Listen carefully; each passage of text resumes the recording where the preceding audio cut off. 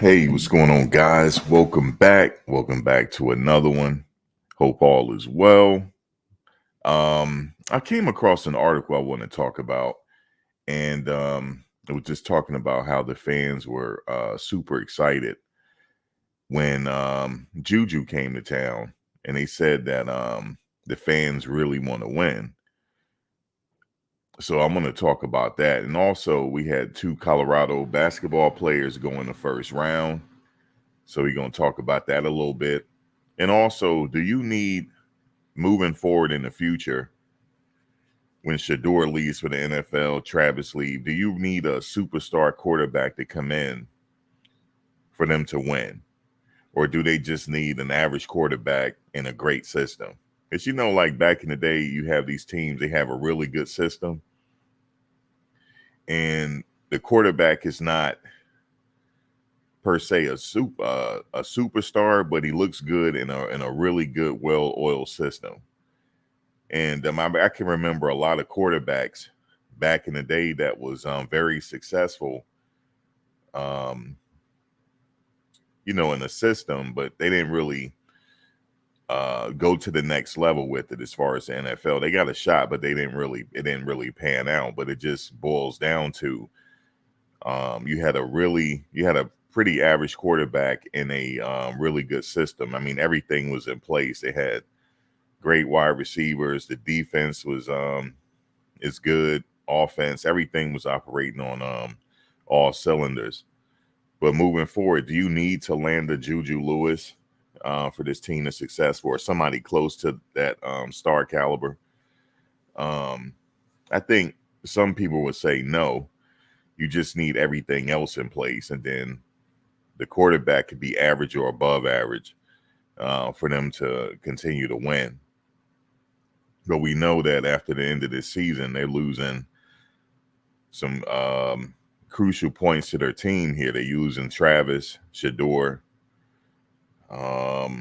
Shiloh, and a few others. But I think the future is bright as far as recruiting is concerned. You're always going to have that recruit come along that's going to be great. But some people say, depending on who you talk to, some people say it comes down to the recruiting. Some people say, well, they can land a superstar in the transfer portal, so you never know. But yeah, man. Give me 1 second. You say you think they're gonna try to get the quarterback from Nebraska, TJ Lateef. Interesting. I'm gonna come back to that one. But before I continue here, where is it? Where is my notes here? Colorado, they two players went in the NBA draft. Two players from Colorado went in the first round. You got Cody Williams and Tristan Da Silva. Cody Williams was drafted for the number 10 pick to the Utah Jazz. And Tristan Da Silva went 18 to the Orlando Magic. So that's what's up, man. Two Colorado players got drafted in the first round here. So Cody Williams, he's a 6'7" forward out of Colorado. And he was just a freshman. He came out after his freshman year, got drafted, man. 6'7", 178 pounds forward. So yeah, man, he drafted by the Utah Jazz. I'm gonna follow him and see what happens. But he was born in St. Louis, Obispo, California. He attended Perry High School in Gilbert, Arizona after his family moved there while he was young. He was extremely accomplished high school player, named Premier Region Player of the Year as a junior, and winning the Class 6A state title. As a senior, he led his team to a 30-1 record and second straight championship. He was a five-star recruit, played in the 2023 McDonald's All-American Boys game and Nike Hoop Summit. Williams also participated in the 2023 FIBA Under-19 Basketball World Cup, playing for the United States team, coached by Colorado head coach Tad Boyle. Williams would go on to attend Colorado for college, where he was named the Pac-12 All-Freshman Team in 2024. In 24 appearances, 18 starts, the forward averaged 11.9 points, 3 rebounds a game, and 1.6 assists in 28.1 minutes.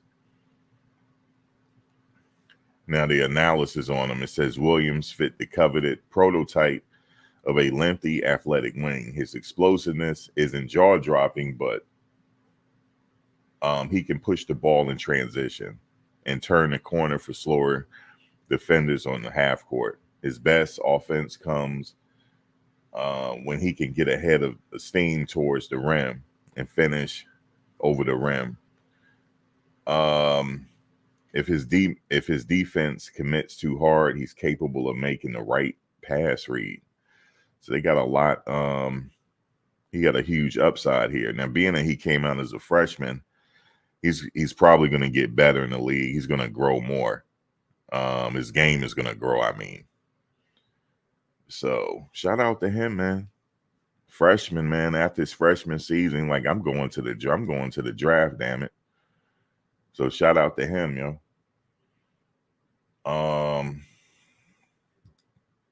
Let me go back here. So yeah, man, he got drafted the 10th pick. So there's a lot of analysts believe there's a huge upside to him. He got drafted so high. But I tell you right now, let me see what's going on this TV. It's going to be big news with LeBron. The Lakers better stop playing, man. They better draft his son or he's leaving, because he has that player option to go to another team. Well, he's free agent, but it's a player option with LeBron. So, are the Lakers rebuilding here past LeBron? Because, I don't know how long he got left, but to play. But he want to play with his son, I know it. So, they don't mess around and draft his son tonight. He going elsewhere. So, but I look for them to draft him in the second round. So, I'm still watching it.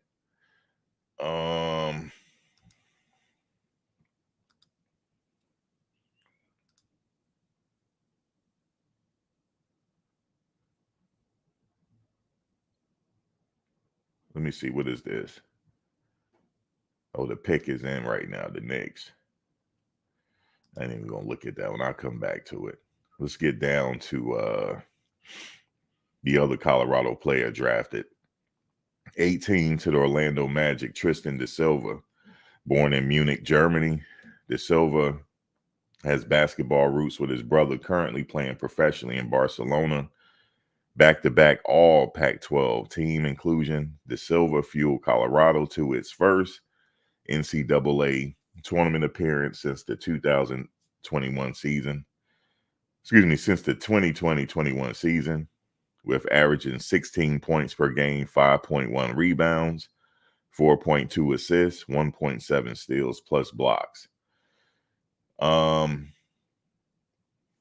Let's see what his projection is. Silva is an archetype. The Silva's archetype is alluring due to his size and fluidity. But the question becomes, what can he excel at versus the next level physicality? Da Silva's lean frame will soon face rim protection like never before. But his handle and self-creation isn't twitchy. Although it's worth noting that da Silva added 20 pounds throughout his tenure at Colorado. Yeah, he's probably going to have to continue to get bigger. Let me see. What is his size? 6'8", 218. 217. So he's going to be a forward. So, yeah, he's going to need that. He probably get bigger, like I said, on the next level. We'll see. But, yeah, man. Round 1, pick number 18. So Colorado got 2 players in the first round. That's pretty good, man. 2 players just went in the first round. Like what? I'm on LeBron James watch, right? Bronny James watch, because the Lakers better stop playing. Oh, they're getting ready to lose Bron. They're going to lose him tonight. We gonna wait and see. But I mean, they could draft him. He probably already know. Pretty sure he already knows where his son is going. If his son is going to the Lakers, he already know already. So pretty sure of it. But they just didn't say that they were going to use him in their first pick in the first round, though. I think they had already came out and said that. So he already knows that. But I'm looking for him to go in the second round. And to be honest with you, they got some of these players. I don't know. Some people think he should have stayed, but I don't know. I think he got a huge upside to him as well. He's actually pretty good. But we're going to see. They got a lot of overseas players getting drafted, which is that's the wave now, more so than ever before. But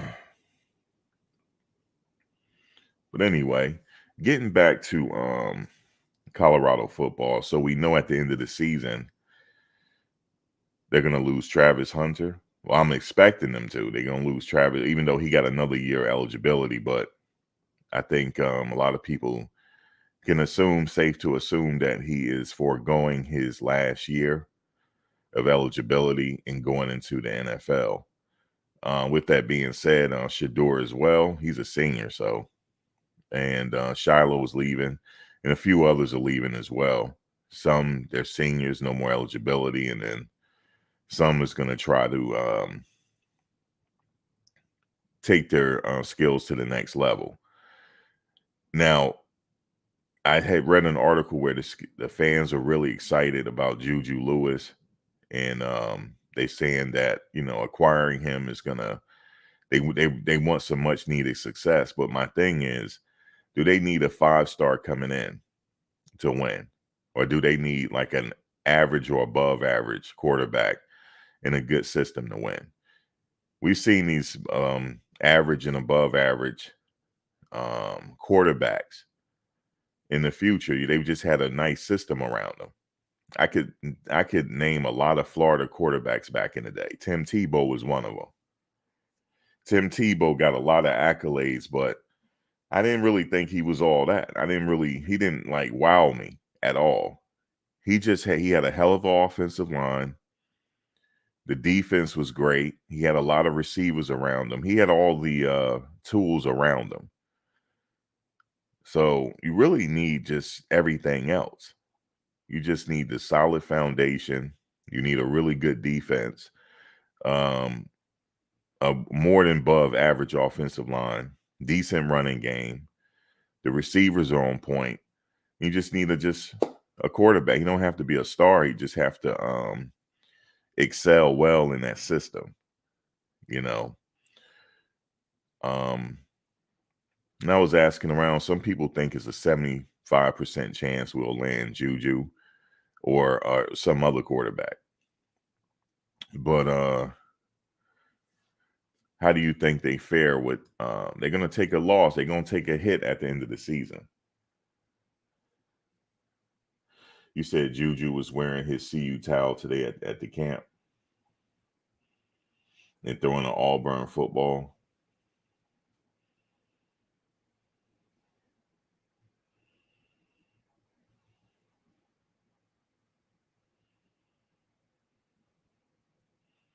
You say you don't think the Silva is a first round. Well, he got drafted first round. Yes, he did. No matter what we think now, he just got drafted in the first round, and we're gonna see what he do with it. It's all about what he gonna do with it at this point. But the analysts and the NBA, his team that picked him thought enough of him in the first round. You said, "Are you a Laker fan?" No, I'm not a Laker fan, man. Nope, not a Laker fan. I'm not really, to be honest with you, man. I'm not really a fan of nobody. To be honest with you, I'm really not. Like, I don't call myself a fan. Nah, a fanatic. No, I'm not a fanatic. Now, I got teams that I like to watch, put it that way. Because I thought about that. Like, somebody said, who you a fan of? I'm like, I used to be a fan when I was a kid. You know what I'm saying? I used to be. Now, nah. Some teams I just I like to watch. Jets is one of them. Basketball, as far as NBA, it used to be the Brooklyn Nets, but I'm just not really. I mean, if they can get LeBron and Bronny to come over there and Durant, then I'll be back on board. But I'm just not really into it anymore. I wasn't, to be honest with you, I wasn't even into sports anymore. Um, the only read that with Coach Prime coaching at Jackson State, then he went over to Colorado. That's what got me back in sports. But for a whole 10-year period, I didn't watch football, period, at all. Didn't watch it at all, NFL or college. The only time I really watched it, unless there's like some big bowl games or something like that, or there's been a couple Super Bowls I didn't watch. So yeah, I've been out of the game for well over 10 years. I literally has been 10 years. But I mean, prior to Coach Prime going to Jackson State, yeah, it was a whole decade. I didn't even care to watch it. It wasn't even on my radar. Like most of the players in the NBA, I don't even know who they are. And I had to do some research because I do the sports betting, so I had to do some research. I had to take some time to see who these people are, man. Like I just totally checked out of sports. It's not, for me, it's not the same as it was back in the day. Um, it's just not the same anymore. It don't have the same feel to it for me, so but I like seeing this process right here with Colorado. I like seeing the day-to-day process and behind the scenes stuff like that. But as far as a fanatic, no, I'm not a fan of nobody. Um, when I was a kid, yeah, but yeah, I'm not a fan of nobody. I just like watching this process take place. The building of a team. That's what I like. Um, I think I grew out of sports. Like I really did. I just after Iverson and Kobe and them retired, I was done with it. Like occasionally I would, because that's the last of the old school. Well, LeBron is the last of the era. That's it. Once LeBron retires, that's it for basketball as it was. He's the last of it. He's literally the last man standing. Him and Durant. And let me see, him, Durant, and it's one more person. Yeah, him and Durant. Like the new game, no, I don't watch it. The only way I will watch it unless I go live, like if I go there live or something like that. But I literally don't know who these players are. It's crazy. You said sports can be a distraction to worldly events. Sometimes you need a distraction. Constantly worrying about something that's beyond your control is not good either. But I like this process here. A building of a team. You have a coach, a second-year coach. He's trying to bring this team to prominence. And he said in the Joe Klatt interview, he said, I'm a winner. He said, eventually we're going to start winning. He also said in another interview, he said, eventually, recently, he traveled somewhere. He was on stage talking. He said, eventually I'm going to win. But see, even he said it though. He said, in order for me to win, I can't do it by myself. He can't. He need the personnel around him. A coach can be really good and all that, but you need the right personnel. You said Staub be QB1 next year for Colorado. He's a dog. Well, here's the thing. Staub can be the quarterback next year if everything else is in place. They got a running game, right? Some of those players are coming back next year. So they got a running game. The offensive line look like they've upgraded, even though some of them more than likely is going to try to leave to try to get to the next level, or they might come back because a lot of them still have eligibility, right? Um, so that offensive line on paper looks really good right now, and I like what I see in practice. Right, with a little bit I see, to be fair, and continue to build upon that. So I said each year is going to build upon the last year. So this year is a building upon what they had last year. So theoretically speaking, everything should just improve year by year, right? So you have a good secondary. Um, I mean, the quarterback could literally come in and be plug and play and just win, just like some of these quarterbacks did in the past. Because some of these quarterbacks that they build up to be great, I wasn't really impressed with. They just was in a really good system. That's why I made the argument before. If you put Shedeur in Alabama, they're gonna win. You put Shedeur anywhere, Georgia, they're gonna win. But he faced a lot of adversity last year, which I think also helps him as well because a lot of these quarterbacks didn't face any adversity. I want to see what they throw for getting hit that many times. It's unheard of. Them sacks was unheard of. The last time I seen a quarterback get sacked like that, man, it was like Ken O'Brien for the New York Jets. That was back in the 80s. Have I seen something like that? But, sacks are a part of the game, but not that frequent.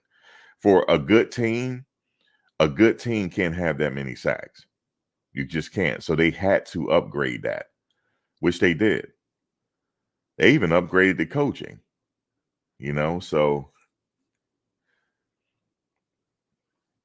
um you said Staub still a backup quarterback. You said David Carr got sacked like that with the Texans, but where did that get him though? Did that get him to a championship?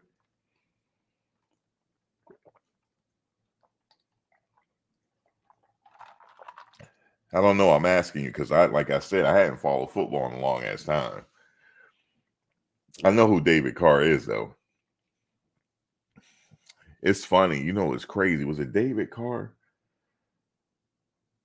Was it David Carr when he was a kid? He was at his brother's draft. I believe it was David Carr. Yeah, you're not gonna recover from all them sacks. But yeah, I do remember something reading about David Carr getting sacked, and it messed him up. Now you can't be a good team and give up that many sacks. So that's why they had to upgrade. And the key takeaway here, the thing that I like right now, even though I can't watch the full practice, so I can't make a judgment on the practice really too much. I just only make a judgment off the just small frames that I see. But I can say that they have a vocal leader on the offensive line now in Khalil Benson. They didn't have that last year. They need it. They need a leader. Every department needs one. Every room needs one.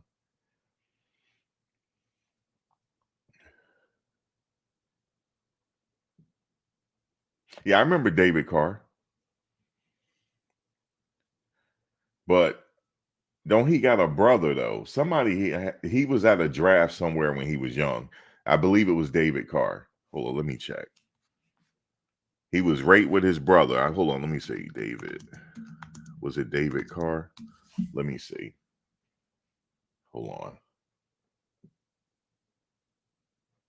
Yeah, it was Derek Carr when he got drafted. David Carr was there. He was a kid then though. It was Derek Carr. When Derek Carr took his picture when he got drafted, David Carr was right there. And he said it, I'm next. He said that. He said, "Oh, I'm next." And you remember I had said it's a mental thing. If you believe that you're next, you might be next. He believed it. He said, "I'm next." And he went ahead and got drafted. Yep, it was David Carr. He was at the draft when he was young. In fact, he went on stage with his bro. You know, after he took the picture, then he went on stage with him, and he put his number one up like, yeah, I'm next.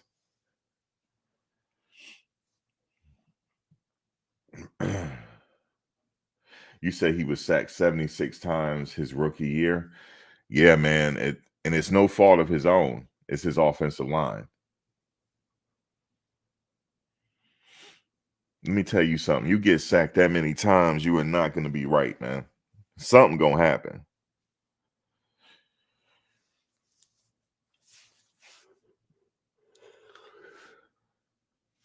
But, teams, they just got to improve. It's just the way it is.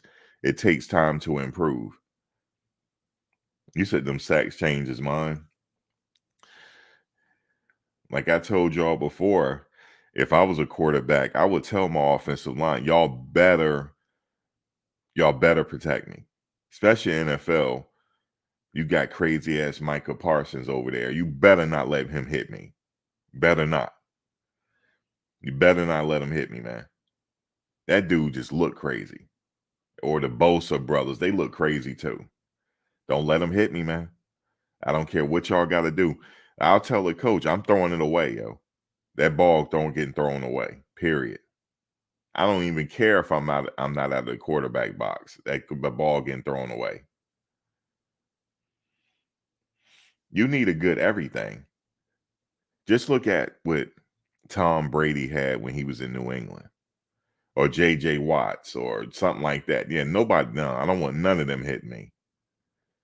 Them dudes they nice guys off the field now, but they monsters when they put that helmet on. Nah, I don't want to get hit. But look at that great offensive line Tom Brady had in New England. Right? He even had a decent one when he was with on the Buccaneers.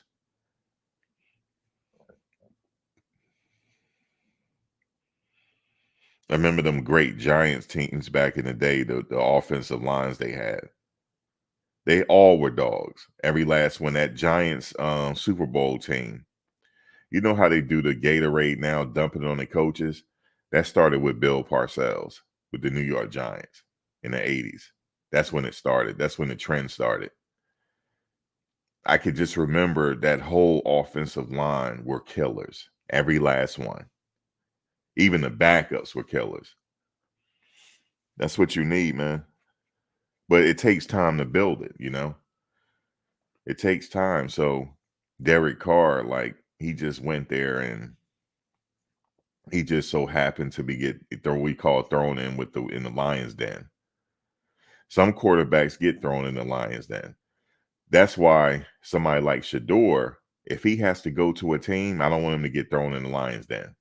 He needs a great offensive line out the gate. If not, with that type of talent, you have to let him wait. You don't want to hurt that type of talent. You gotta have. I remember they had a commercial with Tom Brady, 5 layers of visa protection, and they used to have this whole offensive line in the commercials. That's what he need. He need the 5 layers of visa protection, man. He need the 5 layers, man.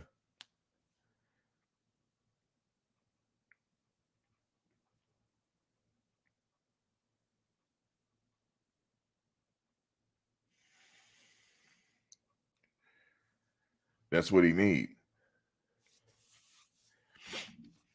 He need the center to be right, all the way from left to right. That's it. He need a wall, like some of these great teams that you see out here. Now, will the quarterback get sacked? Yeah, it's a part of football. Okay, the quarterback is going to get sacked. Let me see something. Let me look up something real quick. I got to figure this out. Now, what's normal? What's normal for sacks? Anybody know? Okay, let me see here what the Lakers are doing. Hold on a second. If they gonna stop playing. Oh no, they ain't in the second round yet.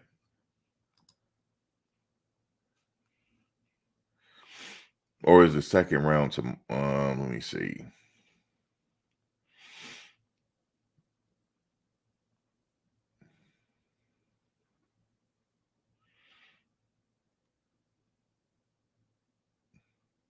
Oh, that guy looked like a dog right there. He looked like a little Anthony Day. Anthony, what's his name? Holy crap, the one from USC. Isaiah Collier. God, that kid's right there. I already know he gonna do something in the league. I already know that. First round pick 29. He was a 29th pick. Yeah, he looked like he gonna do something. So the second round is coming up. Where the Lakers at in the second round? Let me see. Oh, damn, they had the 55th pick. Hold up. Oh, do they? Let me see. They get picked twice. Let me see. Lakers. Yeah, in the second round, they got the 55th pick. LeBron sitting there with his leg crossed. Like, you don't draft my son in that 55th pick if you don't want to. See what happened. And see what happened to me. You better go with my son, but we'll see. I'll come back to it. But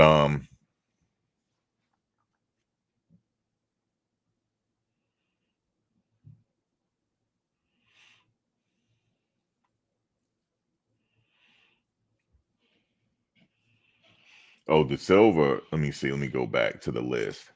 Man, De Silva got picked up, man. First round. He went to the Orlando Magic with the 18th pick. And also another player from Colorado with the 10th pick, Cody Williams, went to the Jazz. Colorado got two players in the draft, man. First round. And then the guy that went 10, he was a freshman. He came out, he was one and done. You know, McDonald's All-American, one and done. Okay, so let me see here. Let me see what's normal here. Because everybody, depending on who you talk to, they got different answers. So let me see. Let me pick a quarterback here. What's the quarterback? Let's see the Georgia quarterback. Let's start there. So let's start with Carson Beck. How many times did Carson Beck get sacked in the 2023 season? Let's see. Okay. So during the 2023 season, Carson Beck was sacked a total of 16 times while playing as a quarterback for the Georgia Bulldogs.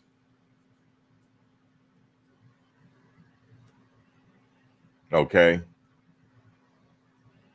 So I need a few teams to go by here. So Carson Beck, he got sacked 16 times. So like I said, you're going to get sacked. Okay. You're going to get sacked. That's just what it is. But I would say keep the sacks under 20. Now, some people say, nah, Max, 30 is good. I don't think so. I don't think 20, 30 sacks a year is good, man. I don't think so. But I don't know. I could be wrong. So let's see.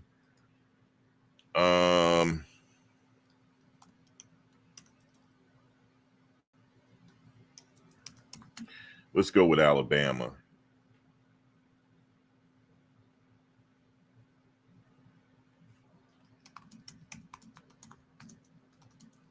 What's his name? Jalen Milroe.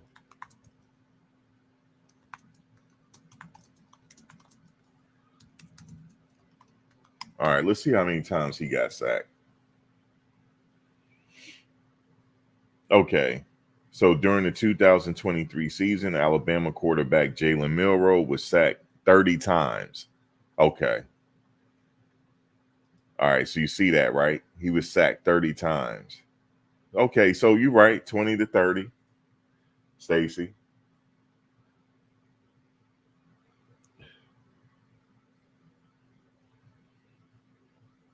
He said Georgia averaged 1.1 sacks a game. Yeah. So I'm trying to get an average here, just based upon the quarterbacks last year. Now, what's that other kid? What's the kid name from that played? Hold up. Let's see.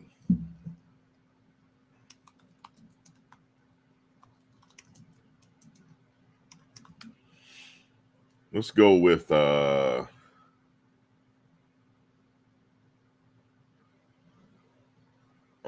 let's all right. Let me go with him.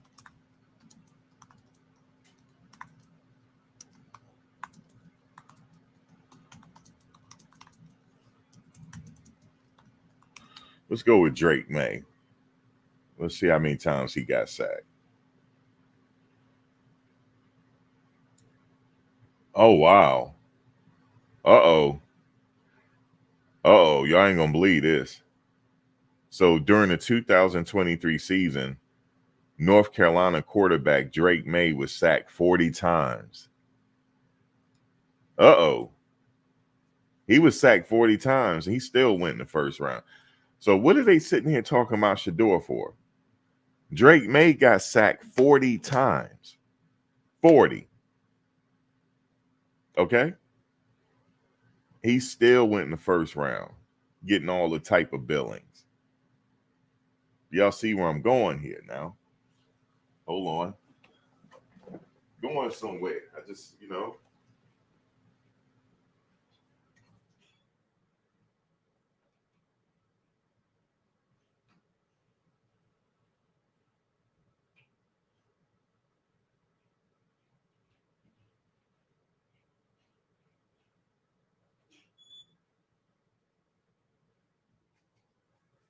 hold on one second.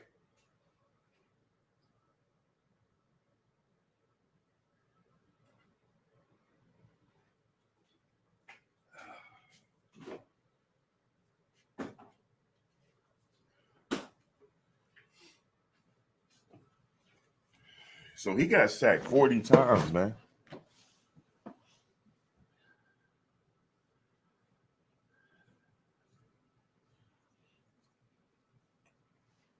Um, Let me check him.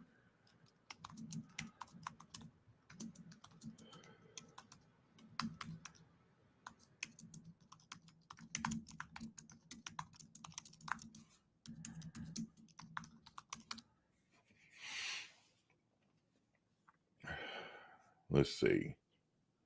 Okay, so Caleb Williams got sacked 33 times. But Drake got sacked 40.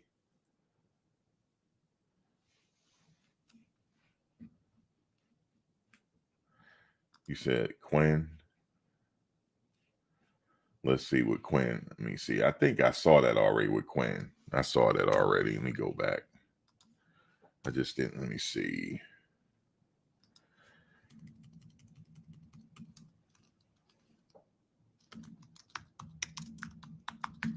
Yeah, let me see. Where was that number at?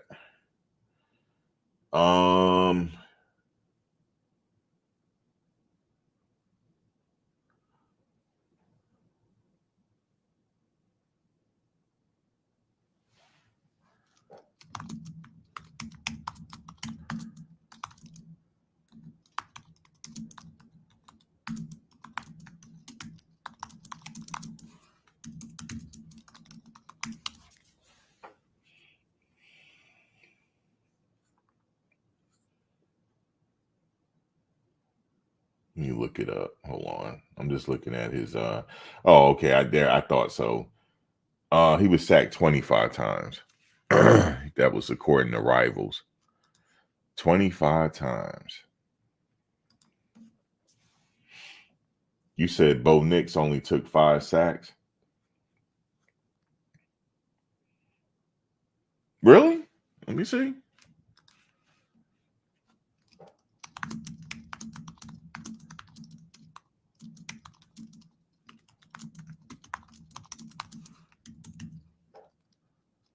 That's impressive. I just got to see this for myself. Let me see. Wow. Yeah. Well, he's pretty. Damn, he only got sacked 5 times. Well, that means that his offensive line is the business then. That's just what it is. Good run game. Yeah. They had the run game and all that type of stuff going on. Right. Um, he's,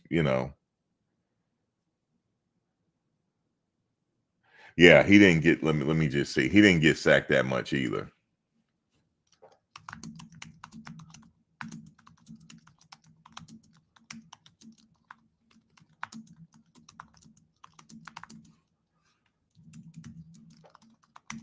Yeah, I know he didn't get touched. Let me see. I thought I saw the number somewhere. Let's see who we got. Rivals. Okay. He was sacked 11 times. That's not bad. 11 times wasn't bad. So he had a hell of an offensive line. Michigan did too. And Notre Dame. Notre Dame, their offensive line was like they were just second to none. But Bo Nix, that his offensive line was the business too then.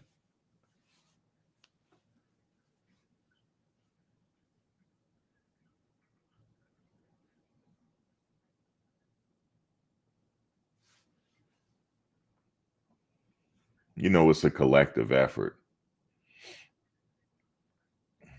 But beer buds and okay.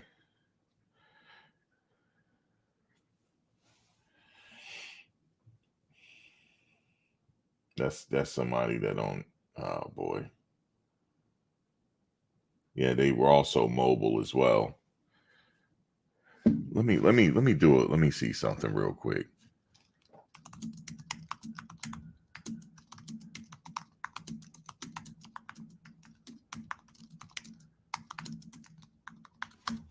Let's see. Let's see about this guy.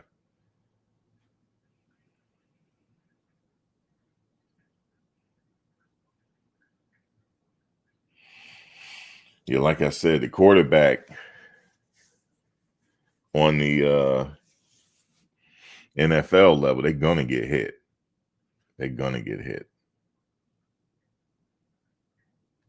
But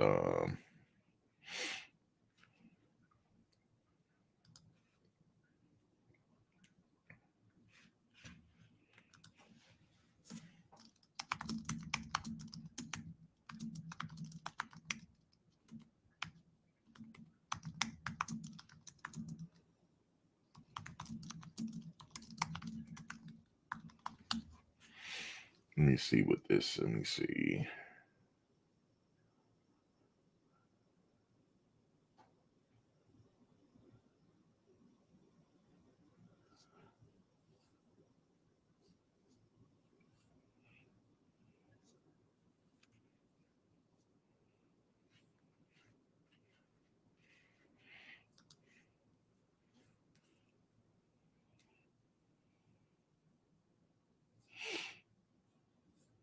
You said Michigan didn't pass much either. They had a good running game. That helps.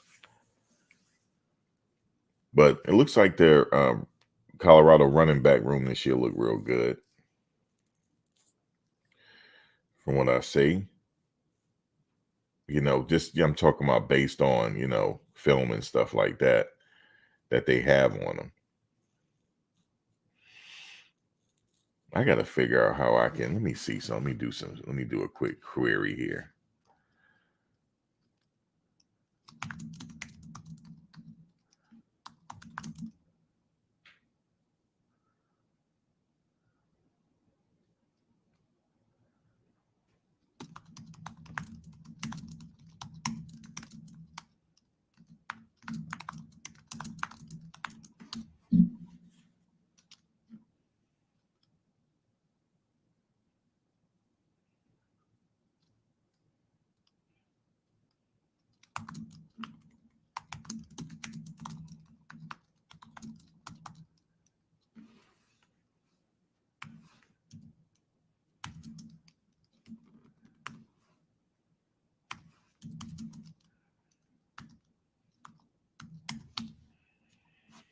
I think that's what it's called.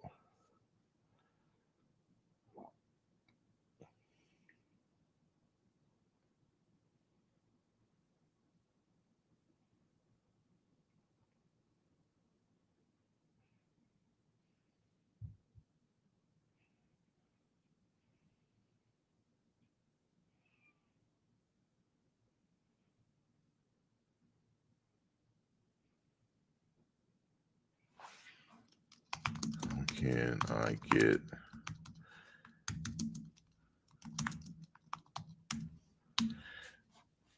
all right, never mind. I'll figure it out later. I'm gonna figure this out though.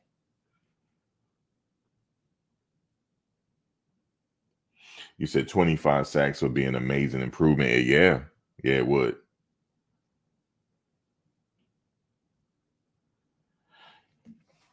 If he keep them sack total down, he gonna be picking all types of things apart. That's what you're gonna see.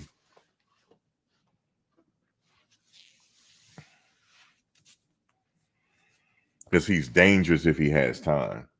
So I think see that when the teams do scouting reports on Colorado, I know one of the things that they write down is he's dangerous if he has time. And then the other scouting report might be they like to throw a lot. But that's to be determined though, right? Because they can only go off of film last year. See, the thing is with Colorado is when you're doing film study on them, you can do film study on some of the players they have there and some of the film at some of the players at other schools, but I mean that ones that transferred in, you could do film study from their previous schools, but at the team as a whole, I think there's going to be a dramatic change than what the package we saw last year. So you're going to have to wait for that game 1 or game 2 to see what they're doing. I would say by game 3. Because game 1, I mean, if they throw heavy, that's because they got mismatches. I mean, you're going to have to throw the mismatch. So it might look like there might be pass heavy, but they still have that running game. I'm going to have to wait till like game 3 to see what they're about this year. But I'm expecting I'm suspecting they're going to have a decent running game. You said teams will spy him this year. Spy who? Shedeur? Or spy on the team?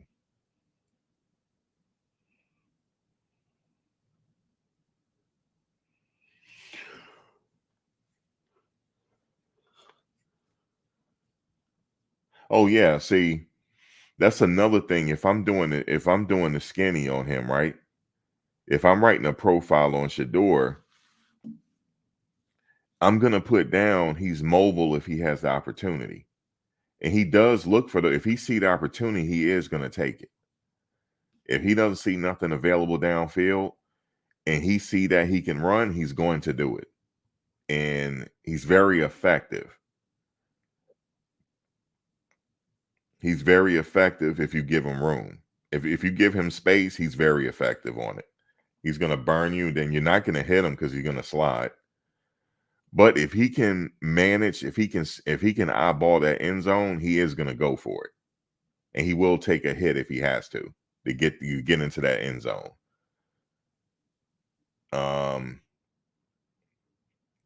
He has fast feet. He's quick enough. He's quick enough to get the job done. Okay, he's quick enough to get the job done. He's deceptive when it comes to that. So you got to watch him. So that's another thing I would write. Okay, he has space. He's going to give you a problem if you let him. And if he has a clean pocket, he's going to burn you again. Because he's going to find somebody available. And pretty good football IQ, stuff like that. Now, some people say hold on to the ball too long. I think that might have had something to do with, they just came together as a team. I don't know if it could have been, I don't know what it was. But you said a fast linebacker would key in on him. Well,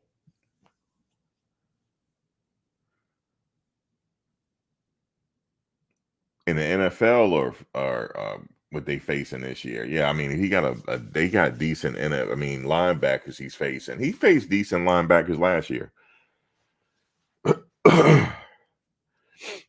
He faced decent linebackers last year. Um, and he was still able to be effective. That only game that took them out was that really took them out was Oregon. Oregon really took them out.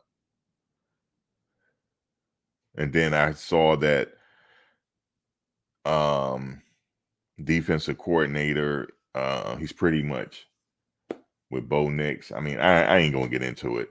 I'm not gonna get into it. Something didn't seem right in that game. And then they did an interview with him before the game, and he knew him as a baby, and he gave him some candy, and he still got the candy from him. I don't, yeah, I don't want to talk about it. Something wasn't right that game, yo. I felt like they might have had the plays on him, yo. But I don't want to go there because you can't prove it. Nah, I don't. Mm-mm. Even though, like I said, the running backs did go wild that game. See, I'm not hating. Them, the Bucky Irvin and them, they did go wild. They did. Yes, they did.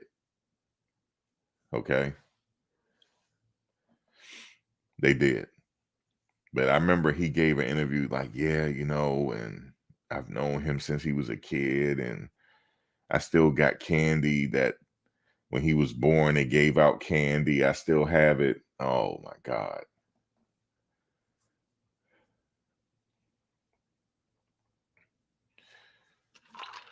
Yeah, I don't know. I don't know, man. It just, I'm a firm believer in like if something don't seem right, it just don't seem right. I understand I can't prove it, but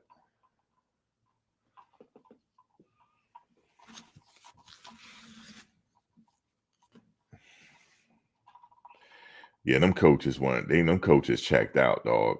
The coaches, they checked out too, man. They checked out on him. That's all I'm gonna say.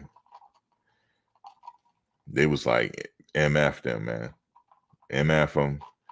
You know what I'm saying? And we checking out. That's it. That was the only game that they really got the brakes beat off of them. The Stanford game, that was just I don't know what that was. It's the coach. You know what lost them that game? You know what lost them the game, the Stanford game, right? The coaching. Coaching did it, man. I know the coaches can't get out there and play. I know that. Coaching, man.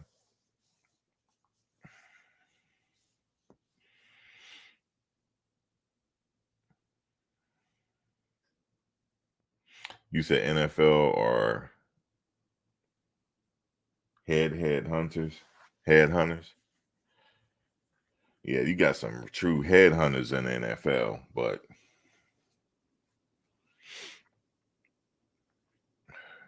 yeah, I mean,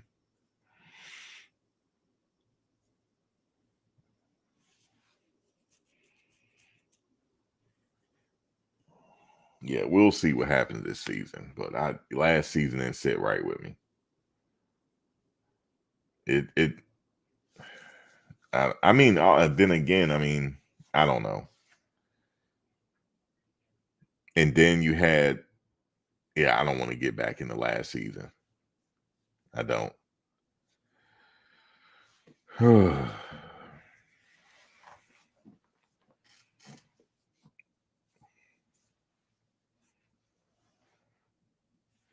It's like almost like they got sacrificed or something. That's where I felt like a sacrifice season.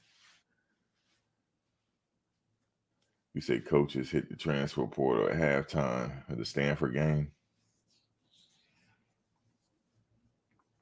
Yeah, it was a late game, Friday the 13th. It was just crazy.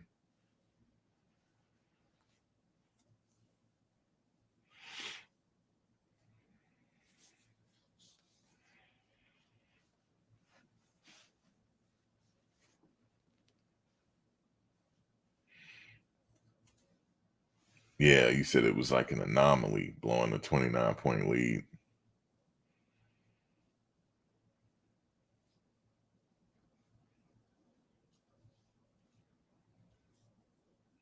You said coaches giving up, players giving up. Yeah, definitely a different field this season. But with that being said, like moving past next season, I mean, do you think they have to land somebody like a Juju Lewis to continue to um continue the building? Like, what do you think? Can they do it with an average quarterback, or they need some kind of star to come in?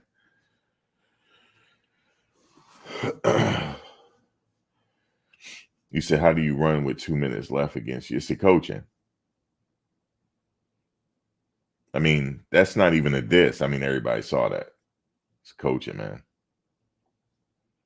Play calling, or play calling, whatever you want to call it.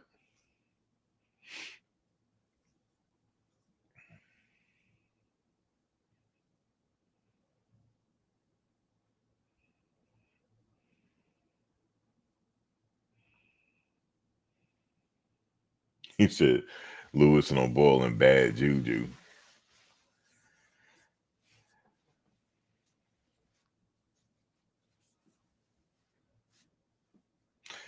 Well, there is such thing called bad. Well, you taking it a different way. I know what bad juju mean.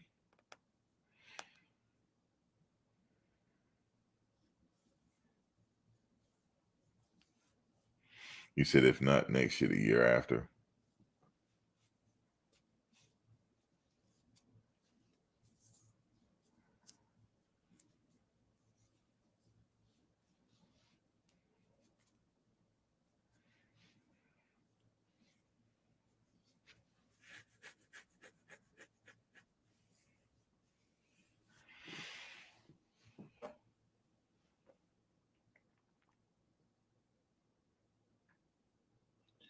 Yeah, man. But shout out to the players that got drafted tonight out of Colorado. You say clock management. Plays to the sideline passing. Yeah, I didn't see too much of that at all. You say you learned a lot of lessons as well.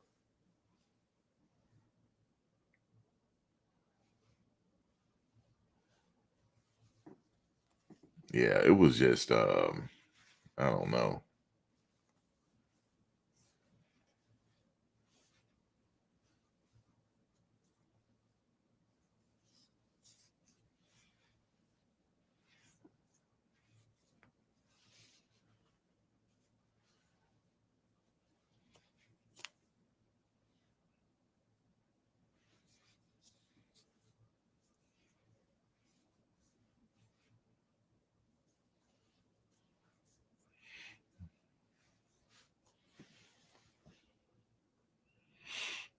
Okay, Jess said wherever he's going, Shane going there too.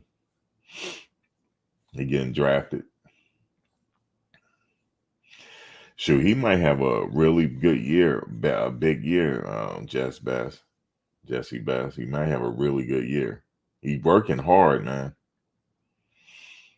You said that fast talking swindle now out of some games, refusing to change schemes.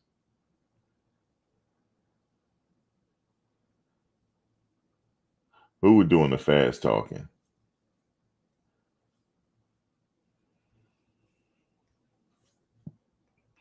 Oh, you talking about the offensive coordinator?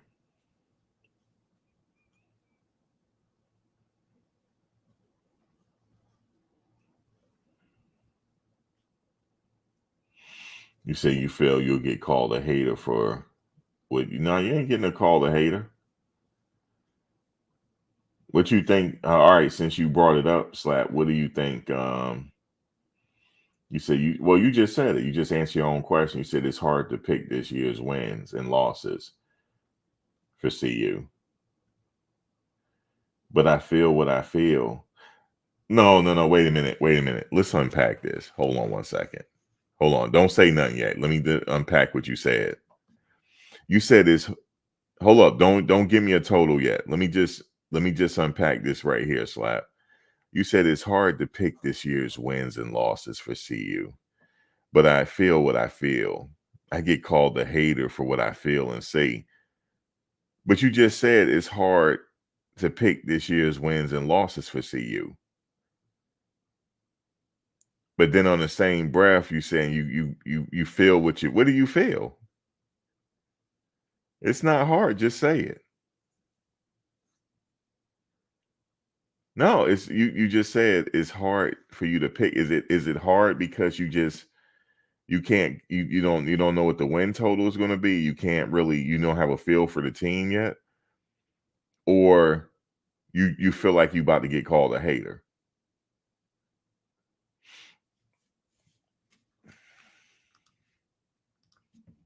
Oh, Sean Lewis, Chris. You said not here. You've done it before. You called their win total here. Let's see. You said 5 to 6 wins.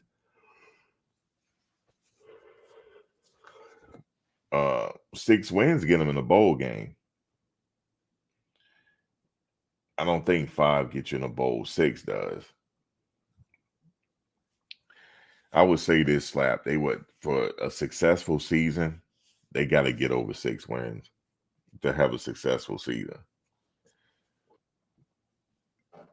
But what is a successful season, right?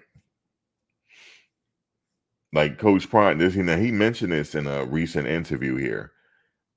He said if it's not all about winning, they wouldn't keep a scoreboard. He said that. So if that's the case, then 5 and 6 wins is a failure to him. Because he mentioned in an interview recently, he said if it wasn't about winning, we wouldn't keep the score.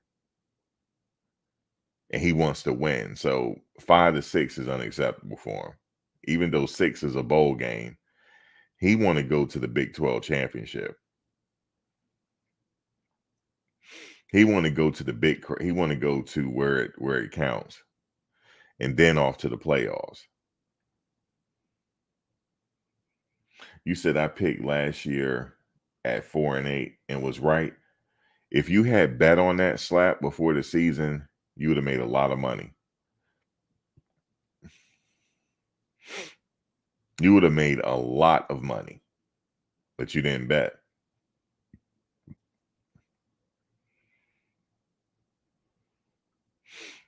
I mean, not bet on every game. If you had bet the win total, you'd have been in the money. You said they had the potential to be like 2017 Sooners, except with a better defense.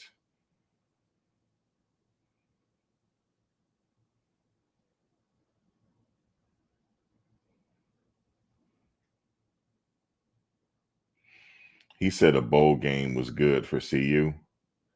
Yeah, he wanted to get to a bowl game, but he mentioned recently in an interview that winning is everything. If not, he wouldn't have kept the score. He said it. So no, 6 is not acceptable. I'm just talking about. I just don't. What do you call it?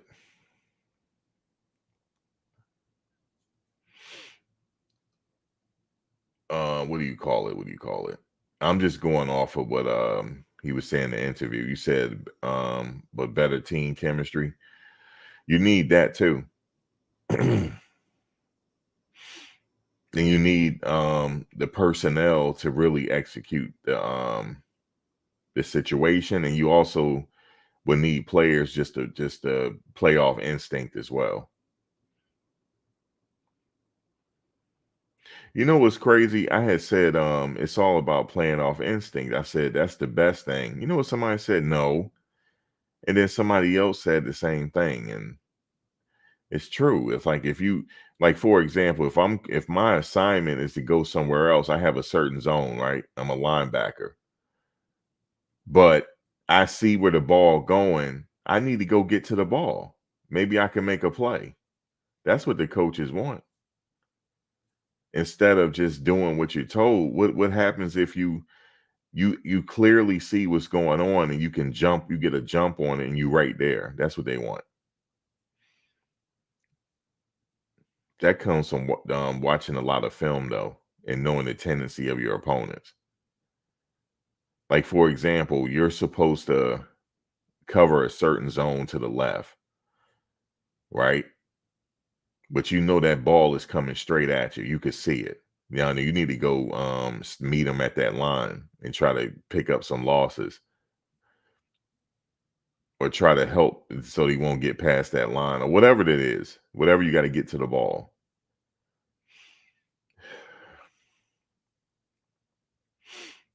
That's what Troy Polamalu was so good at, and other players. Max, what about the blind side? That's Jordan Seaton. As far as I know, Jordan Seaton, that's his assignment. The blind side. Yep.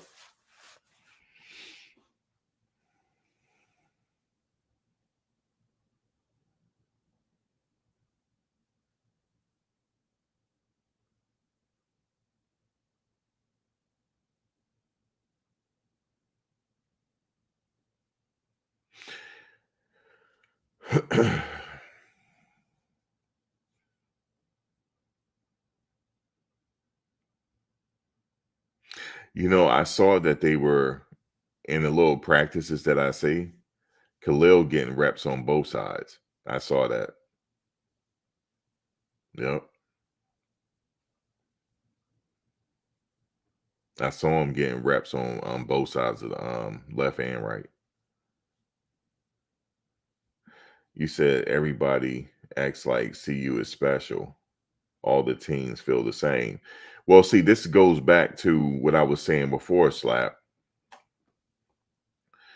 Like, for example, like everybody thinks CU is special. Well, let's just go with the players for a minute. It don't really matter what I think, right? Let's just go, because it don't matter what I think. But let's go with what the players think. Let's say if they think they're special, they have to believe that in order to win. They have to. If not, they ain't gonna win. It's a mental thing.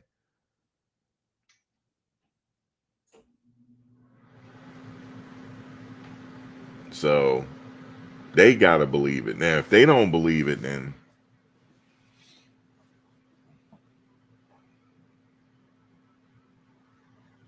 they gotta believe it. Just like anybody going against Deontay Wilder, I'm just bringing that up for it because for a minute he's knocking everybody out, but for a trained eye that's preparing for him, you like, wait a minute, he's a one trick pony. All you gotta do is take that trick away and believe that you can win, and you can beat him. And guess what? He got beat. You just gotta take the trick away from him.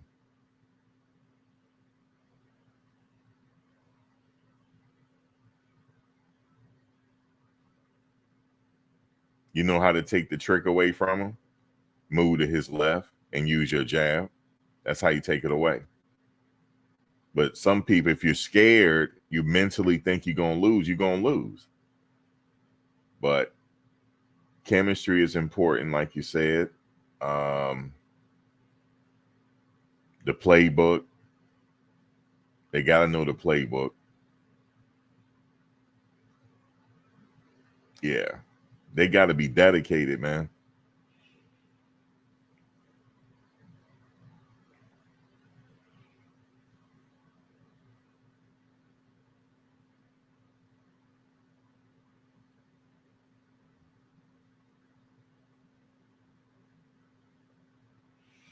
You say you have a little birdie up at Boulder. You've been told they want to make a statement in the trenches starting game one. They have to. Here's how you make a statement. Keep him upright, man. That's it. And that run game.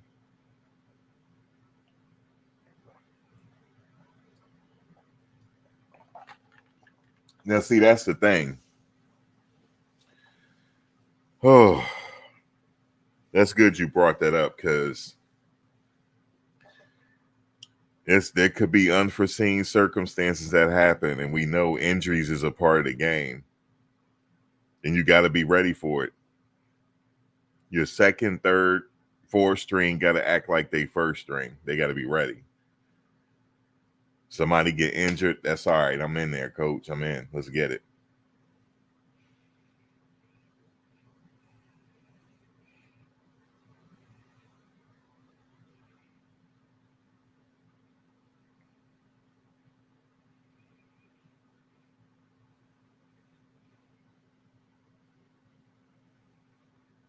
But yeah, I think that's obvious. They want to go out and win.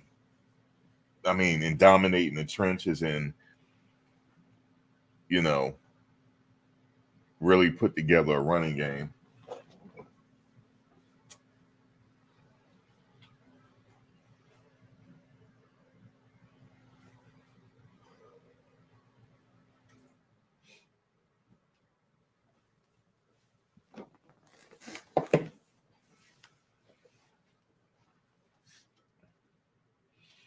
You said, well, you didn't need a little burger to figure this out. Yeah, you really didn't.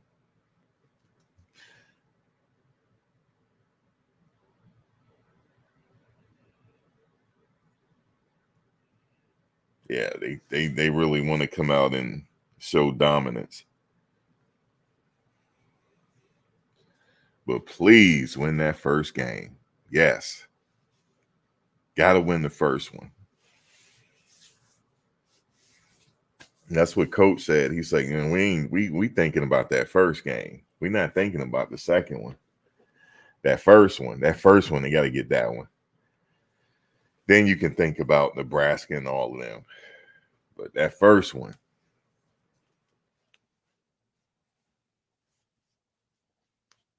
Then after that, you move on, okay? You move on in week 2. But that first one is that's the first home game. That's going to be a sellout crowd, and that's going to be the first game of the college football season. I believe that's the first game that's kicking off the season.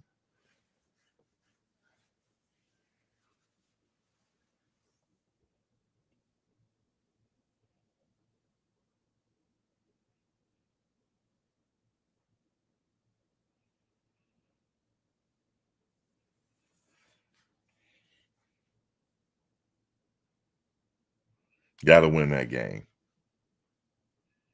Got to win it, and then go from there. First game of the season, everybody's watching, and that's it. Then, like I said, week after week. You said I'm almost 60.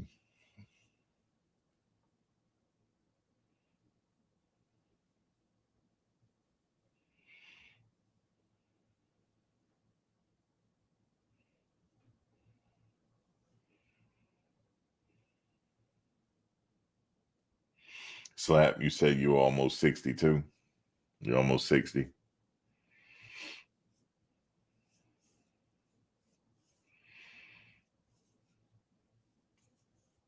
Yeah, you said 5 or 6 games. Now that's not acceptable. Slap. You said you gave 6-6 or 7-5. That's not acceptable either. Well, 7-5 is pretty good. 6-6, that's above 500. That's a bowl game. So that's a good pot. It's a good step in the right direction as well. 7-5, yeah.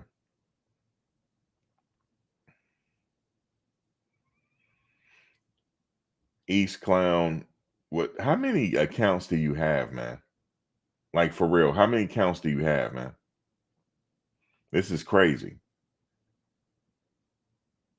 Like I would really want to know who this is, dude. Stacy, I tried to get rid of this person. I block and block and block. He come back with multiple accounts, man. See, I wish YouTube had it where you block, like how they have it on Instagram. If you block somebody, you block everything, even the new accounts that they create. This person is only gonna create another account, man.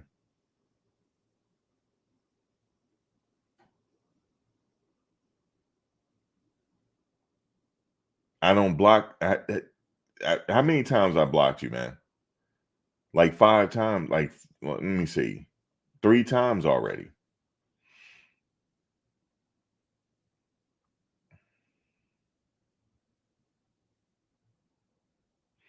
Rosecrans, once it gets over 8, I wonder what will be said. They'll come up with something. Oh, the teams had injuries, and oh, they beat Utah because Cam Rising ain't got it no more. That's what they're gonna say. He ain't got it no more. So they beat him. Um, if they come up with something, you, you said that person is single and miserable. I blocked him like 3 or 4 times already. And then people tell me, Max, we got a troll up here. I can't get rid of the troll. He create multiple accounts. He has what you call he have mad disorder. You know what that is? Multiple account disorder. You know, or mass or multiple account syndrome. And it's something I came up with because of social media. Multiple account syndrome is they hide behind the avatar and it gives them power. Like right now that I'm talking about them, it's literally exciting them right now that I'm talking about them. It's literally exciting them. Like he can go to sleep tonight knowing that we acknowledge him.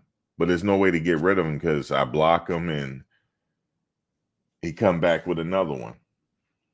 Like watch this. Watch this. Hold on. Where is he? Okay, look. So let's block. All right. So we block, right? Each clown got blocked. You say call it what you want, man. No, that's really it's really I founded that myself. It's called multiple account disorder. That's what it is. You said that trolls keep it. No, I don't keep it fun, man. You think so? But look, watch this. So he's already gonna hit me with another account. Give him a second. Give him a second. He logging in now. He was already prepared for this, so he got about 3 on deck right now. So give him a second. He'll be back, and that's how you do it.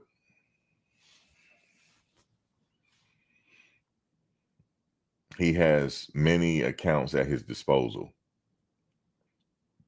But I can't wait till YouTube make it to where if you block somebody, you block their future accounts as well, like how Instagram has it.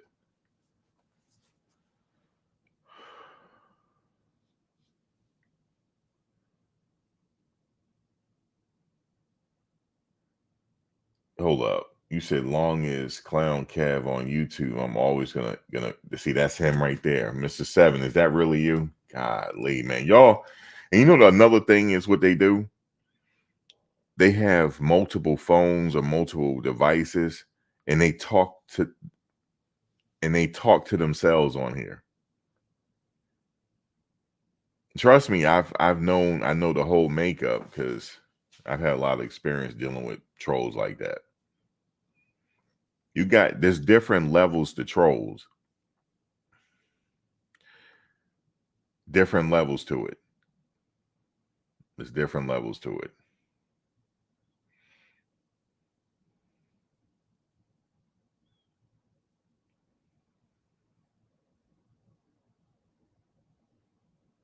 You said at least I am. So you saying you're a consistent troll slap happy? I remember you from somewhere else. Where else I remember you from? I remember you. I remember. See, what's his name? Rudy H. Wright. He said you suck too. I know you from somewhere else, Slap Hat. And I've seen the name in another sector somewhere. Am I right?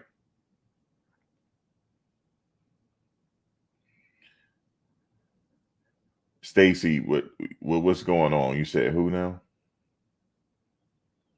You said that's not funny. We enjoy.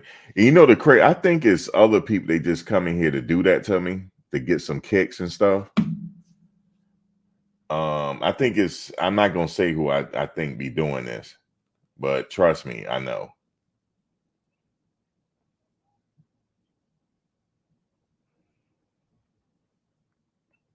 And stop mentioning that dude name up in here, yo. Stop doing it, because I'm gonna have to. Matter of fact, I know what I'm gonna do. I'm gonna block that name. I don't want to. I want you to mention the name up in here, man. Please don't. I hate to be like that, but don't. Please don't.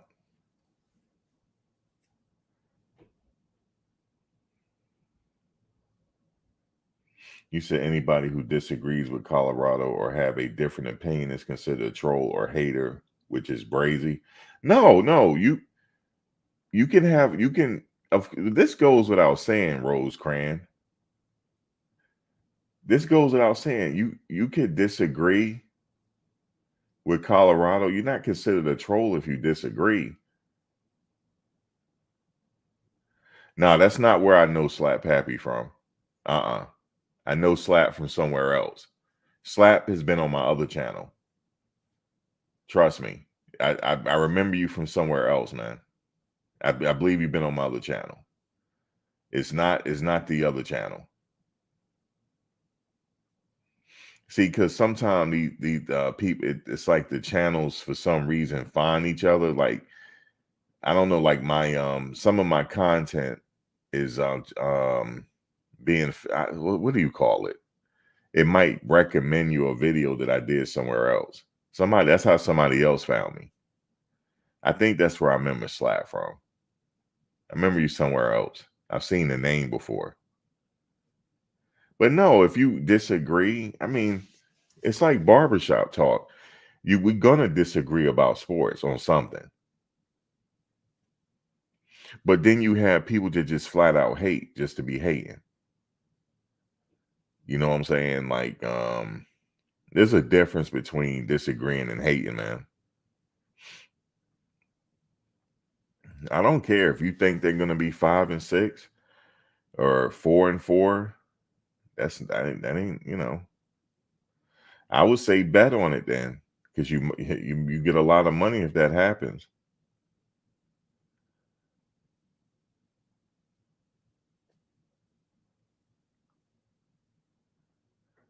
Well, no, I mean Rosecrans. I mean, it's you gotta think about it though.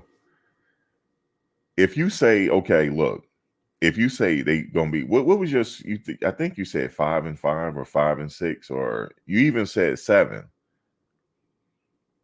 And then let's say if I say 8, what does it matter? You know what I mean? I don't think it should be that way. You shouldn't be labeled a hater. You're just giving your opinion. But I would say if you say 6-6, if you bet, look, if you go and you bet on the odds, you win a lot of money, even if you put down like 50 or 100. Like, I think Slap Happy said the same thing. If you had bet on that last year, you would have won a lot of money. And I don't want to encourage betting, by the way. I don't.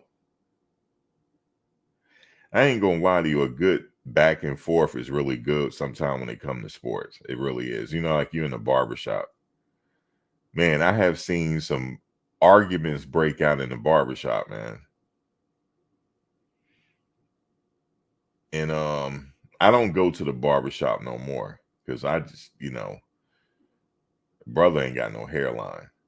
Like, I had locks for 15 years. It got me looking like Stephen A. Smith, man. I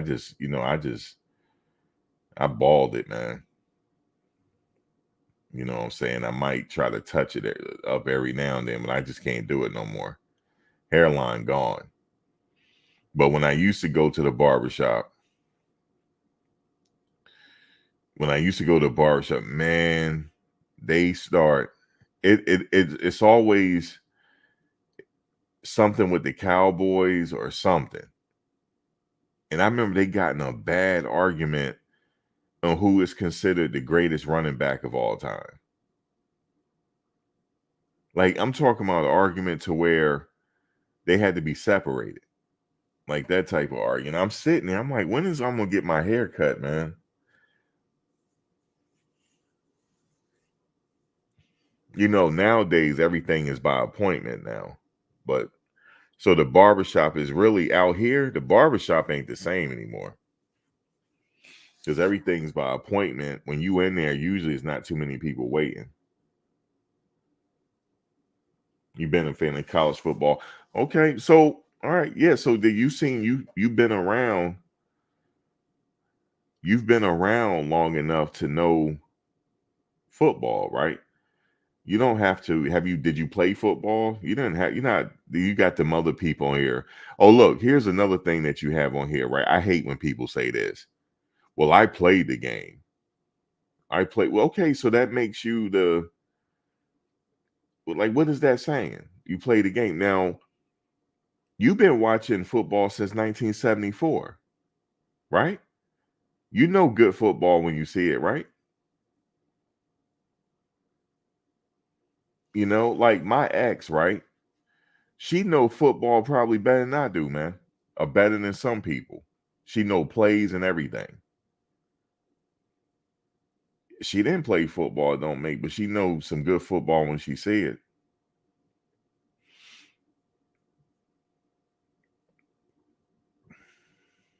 So I hate when people say that, man. They try to like discredit what you're saying because they played football. You know what I'm saying? They got that Al Bundy. See, they don't even know what. Don't even don't give it away. But they got the Al Bundy syndrome. Don't say nothing. Don't say what it really means. I know Stacy Slap, Rosecrans. You probably know what I'm talking about. They got the Al Bundy syndrome, man. I did this and did that. I did this, did that. Okay, cool. But some of us watch football since we were young, man. We know football when we see it. We know a good running back when we see it. You see what I'm saying? They got the Al Bundy syndrome, man. Stacy laughing. You know what I'm talking about. So I automatically know more than you, and what you're saying don't mean nothing. So come watch me. So I took a note of that. When I hear somebody say that, I took a note of it. I said, okay, okay. I said, all right. That ain't how you see. Okay.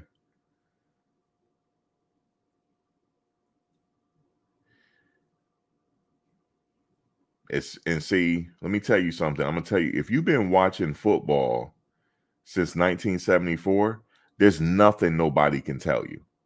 You've been playing before Dion started playing. I mean, you've been watching before Dion started playing, before we knew who a Dion was. So they can't say nothing to you. And you know, yeah, you know, okay, 1974 USC versus Notre Dame. Okay, if you've been watching, if you've been, if, wait a minute, 1970. Okay, so if you've been watching since 1974, there's nothing nobody on here can say to you. You've been watching before all of them were born. There's nothing they can say to you. But see, what the argument is, well, I played, I did this, I did that. Listen, we all know what good football is, man. We all know. Everything has been done already, correct, Slap? Except for what Travis is doing, playing all them snaps. Yes, we seen Champ Bailey play, right? We seen Champ Bailey. Um, we seen Champ Bailey. What's the other one? Champ Bailey, the one from Michigan. We seen him play. but they just didn't play that many snaps. Okay, but we've seen it before.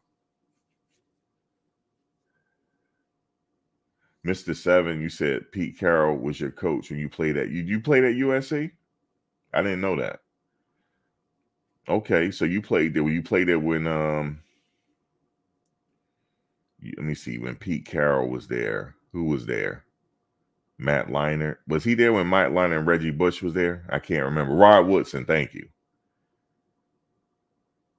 So when we see somebody like a Dylan Edwards, and I say he remind me of the Rocket Ishmael, I know what I'm talking about. He reminds me of the Rocket Ishmael, but just a little smaller. He's just a little smaller. But he had that electric when he runs, especially when he cuts the corner. It's like Rocket Ishmael, man. Let me see what slap. Anthony Davis, look up that game.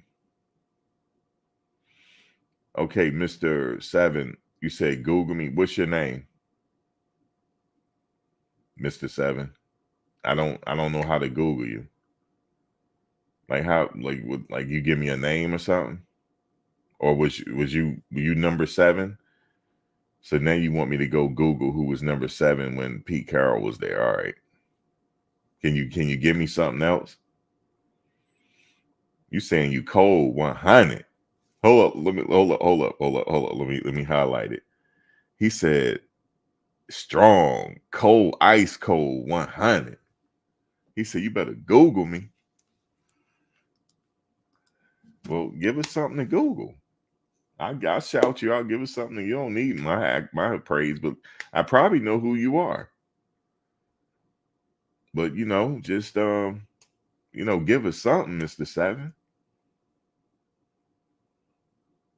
Yeah, they never played that many snaps, Stacy. Yeah, the Rocket for Notre Dame. I mean, we don't seen some cold safeties and some cold like Ty Law. Come on, man, Ty Law, man. We don't seen Ty Law already. Lock people down. Revis Island. Troy Polamalu. Namdi Asamoah.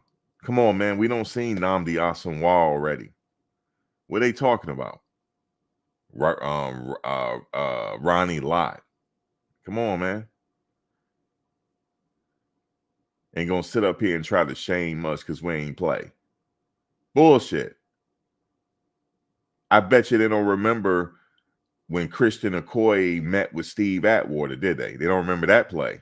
We remember it. We remember football, man. They can't tell us nothing, yo. They can't tell me nothing. Steve Atwater hitting Christian Okoye, man. I don't want to hear it. I know what an offensive line, I know what a dog look like. Orlando Pace. You see what I'm saying?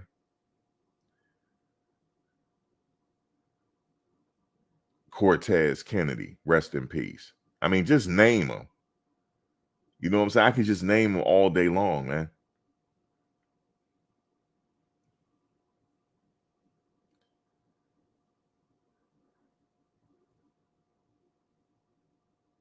Now, when I say what's his name is at the Mount Rushmore offensive lineman, it's not for debate. I think you guys know who I'm talking about, man. The Cincinnati Bengals, man. He's Mexican. It's not up for debate, man. Not up for debate. That's not up for debate. Period. Who else we got? Yeah, Steve Atwater was a dog. Yeah, I could take him back, man. I don't need NFL films. I watched them all, every last one of them. Let me see. So yeah, when just cool out on that. When people say that, I played and I know this and that, and y'all don't know. Nah, don't do that. Don't do that. Don't do that, man. Don't do that, man. What you know about a 250 some pound running back, Christian Okoye? Hell, they talking about Christian Okoye. Never seen. I bet you never seen him play. Christian Okoye, man. Well, I remember the Nigerian Nightmare. That's right, Anthony Munoz. That's not up for debate. He's at the Mount Rushmore. You know where George Washington face is? That's Anthony Munoz. He's right there. Now they're gonna say, no, it's this person. No, it's, and you know, I seen him play live, dog. It's Anthony Munoz, man. Period.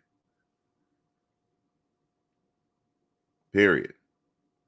And then next to him is Orlando Pace. Next to him. It's Orlando Pace, man.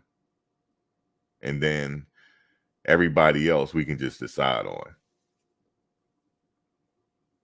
You said USC, Anthony.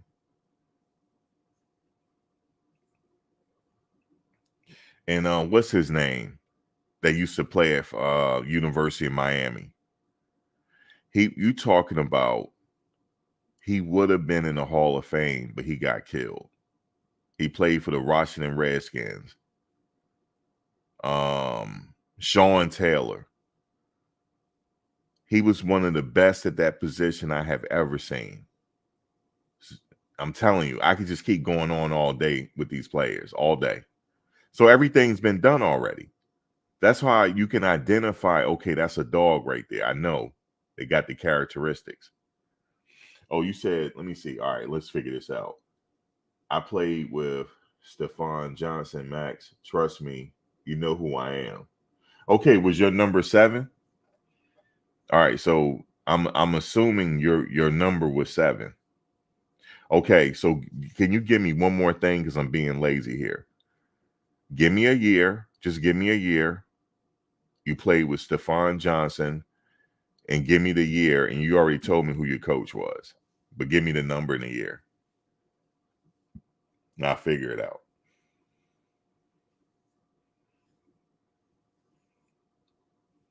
But if you played at USC when that coach was there, I'm pretty sure I know who you are.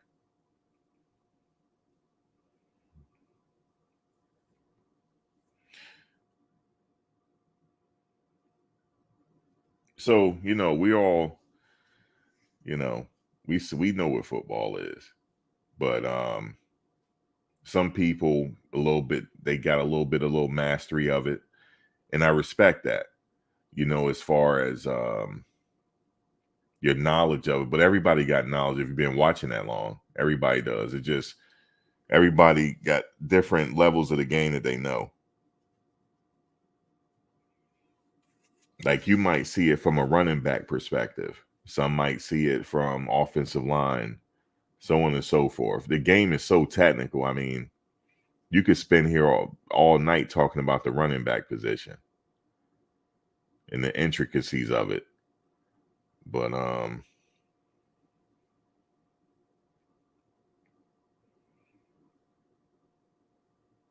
right, so let's see.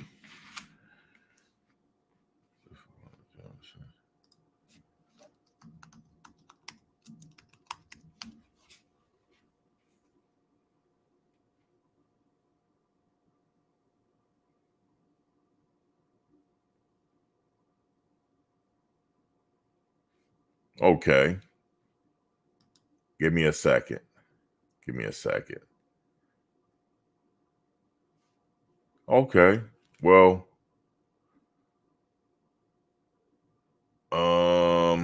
there was 2 number 7s that year.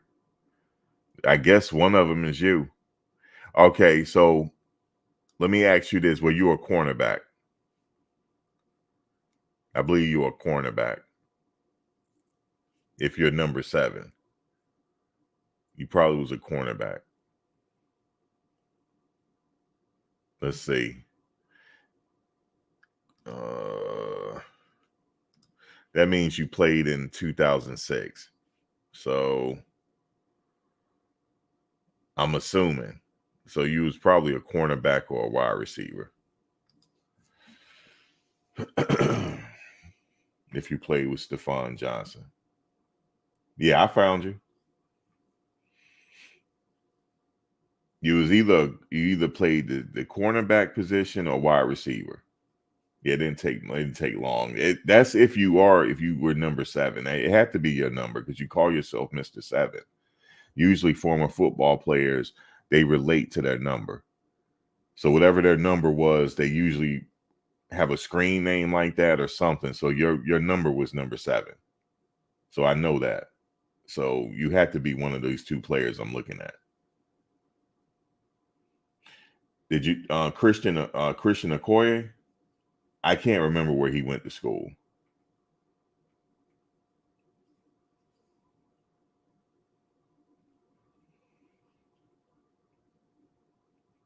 Yeah, USC was a team back then, man.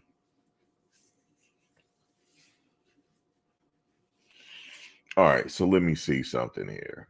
Let me look again. So let's see. All right, watch this. Watch this. All right, watch this. You're either from New York. Let's see.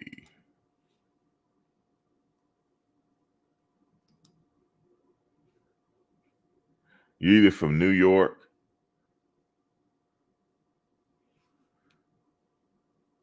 You're hold on. You're either from New York or you transferred in to USC by way of Notre Dame.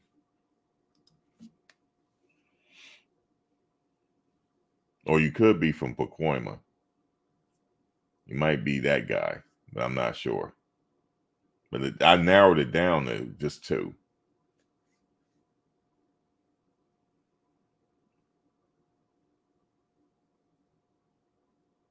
Oh, you said Azusa Pacific. Where is that at?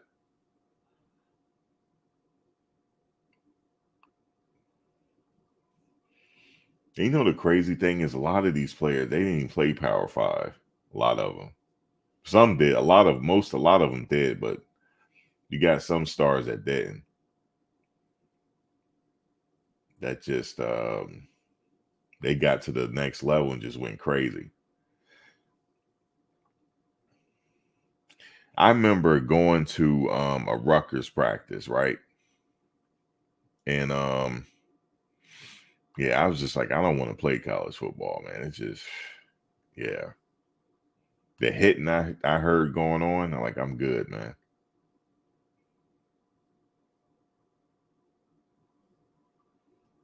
Football players are a different breed. You guys are like in the realm of boxers, but a little different. You know, it's a different discipline. You guys are you guys are a different breed. You know, to put your bodies through that, you're like modern day gladiators. You're a different breed. You said SoCal into the 605 freeway. You said, what's the deal with Hank Zelinkus? Why they saying he a dog? Hank, I know he come from a lineage of centers. His dad played in center in college. I believe his uncle or brother. So he probably got the fundamentals down. Um, and how many centers do they have? You know, like on the team right now. You have Hank, you have Yakuri. Who else? Do y'all know? Let me look at their proposed depth chart real quick. Let's see. But yeah, shout out to number 7, man. Shout out to you. That's USC guy right there. He played at USC. Shout out to you. Are you doing anything around the game now? Are you like training kids or like what are you doing? Are you doing anything that's related to the game now? I know they need a lot of coaches out here. That's always a need. Like especially out here where I live, we got like we got like 2 camps out here where former UVA players they hold camps and stuff. That's everything for the kids. Kids look up to y'all. We need more of the college players to do that. Like, because the kids, like, they if they know that, they look at you as like they're, everything. They take time out with them.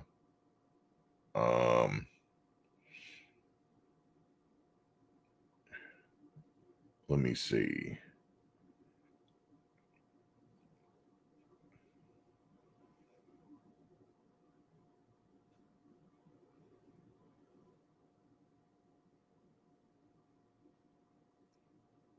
Oh, let me look at their depth chart. Well, it's not their official depth chart, but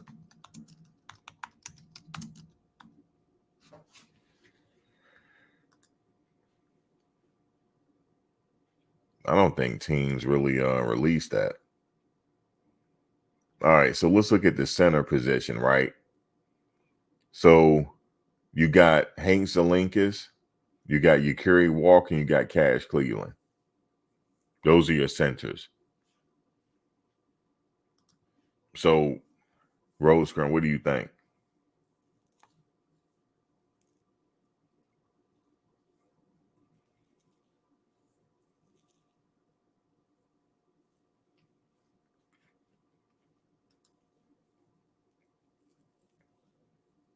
That's the actually, you know what? Let me show you. But I don't know if you guys are gonna be able to see this. I don't think. Oh, actually, hold on. Let me wait. Hold on a second. Let me see something. You said he looked undersized. Tyler Brown will be playing center. Yeah, he looked good. I would. Yeah, I would go with that. Yeah, he didn't he play center before, or was I tripping? Um, in Jackson State. No, maybe he was a guard. But it seemed like he hold his own, right? It really does seem like he's real. But we'll see. I don't know. But yeah, that's the depth chart right there. Unless there's somebody else there I'm not naming. But at the right guard position, they got let me see if y'all this is not the official depth chart. Damn, you really can't even see it. Hold on. I don't know if you can see it. Maybe it's a little better, but you get I'll just read it.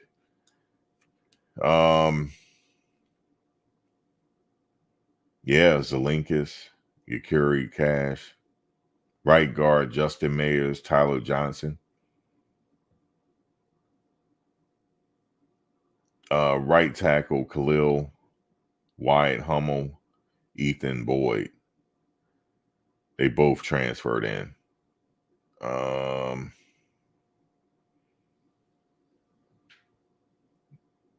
They got left guard Tyler Brown, Kareem Harden.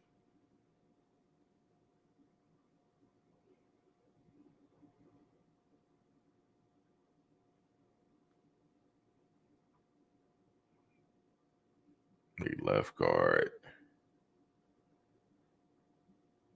right guard Justin Mayers. Yeah, I don't know. I think Tyler Johnson is gonna probably start over. I don't know. Yeah, we'll see. That's not their official though.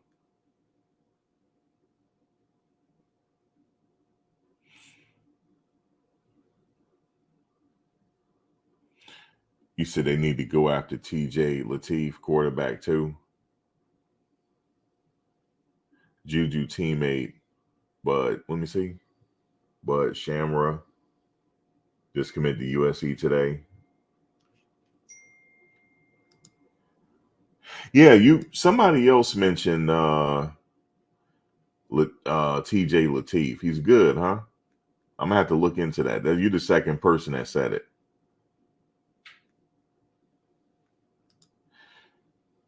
Hey man, that's the West Coast. They rate, go to the West Coast and get some. California got a bunch of them. California got a bunch of them, man. They got a bunch of them. That whole loop they have. It's always been that way. Um, let's see, California. Then you have Hawaii. You got Samoa. I mean, they got a whole situation out there, especially. But they all come to California. They have them out there. Um,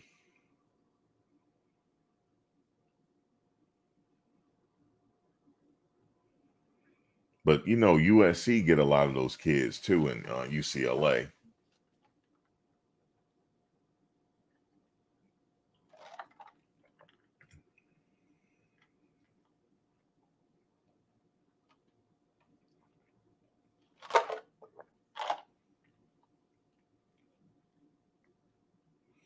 You said Mike, nah, TJ come to Lincoln. Let me look him up. Hold on one second. TJ. Okay, here we go.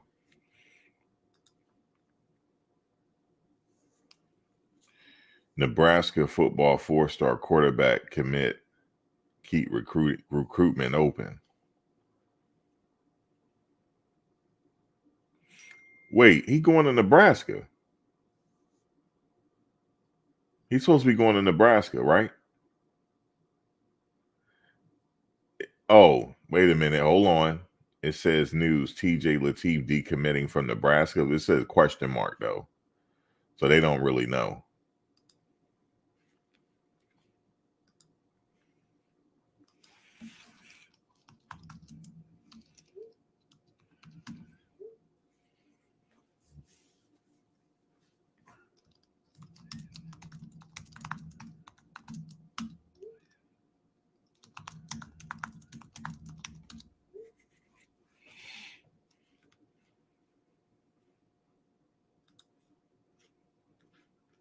You said he likes Colorado.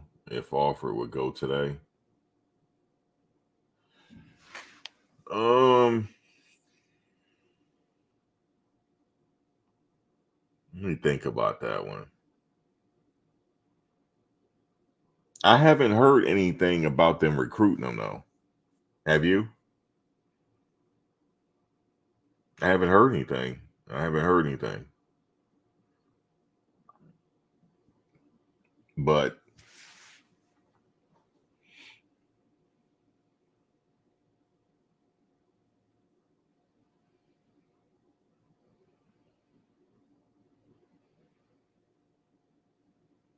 oh, he visited Colorado. I didn't know that.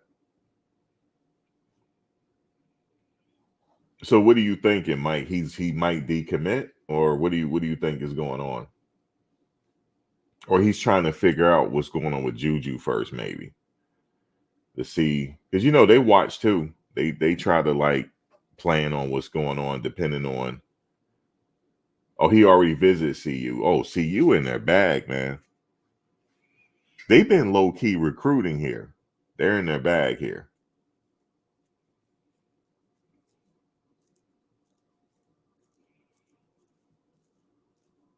All right, so we'll see. Sit back and see what happened. Yeah, so they've been low key having everybody come up there. They've been quiet about it.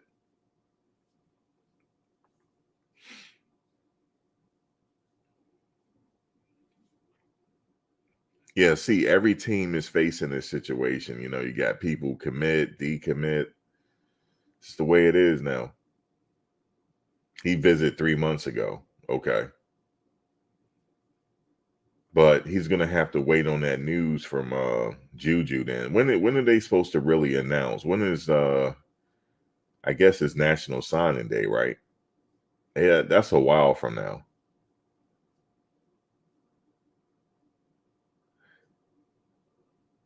Yeah, they probably trying to decide, he'll just wait and see. And then you see that Nebraska, they have a quarterback right now that's not giving up that. He's not going to give up that starting position. They're just not going to do it. So that they got to take that into account. Nebraska already got a quarterback. So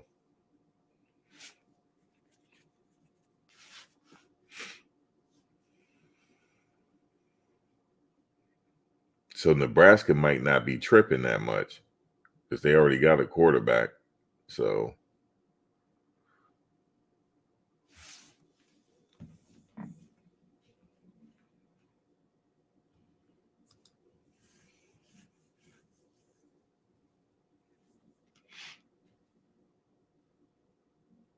interesting. I'm gonna follow that story. That wasn't even on my radar.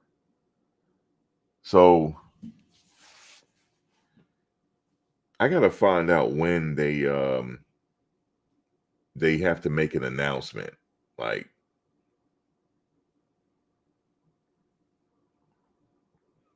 Shamar to USC today, Carrollton, Juju teammate.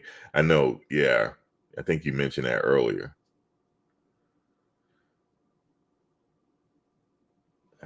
What's how you pronounce it? Shamar Arnold, right? Arnold. The OUX is like Arnold, right? That's how you like pronounce it. Or Arno. So Shamar Arno.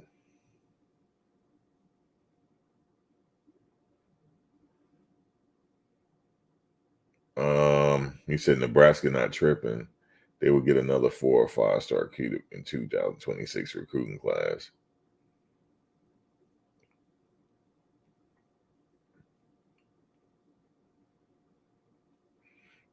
But you see how competitive it is, right? With the coaches without the whistle. A very competitive situation trying to go after these players. It's a very, very competitive in the off season.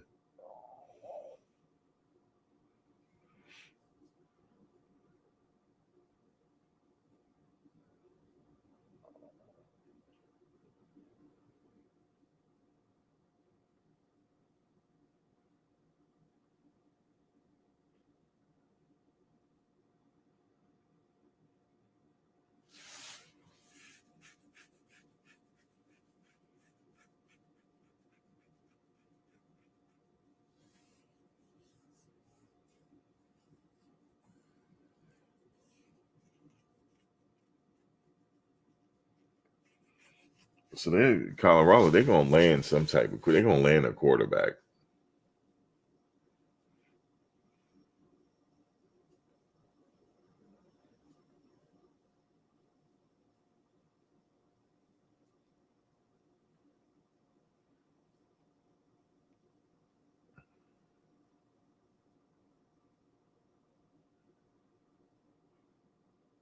You said Riley would get fired. Everybody keeps saying it. You think he's gonna get fired? This man don't produce a lot of Heisman Trophy winners, man. I don't think so. He just need a quarterback. Like, the next he need the next big thing.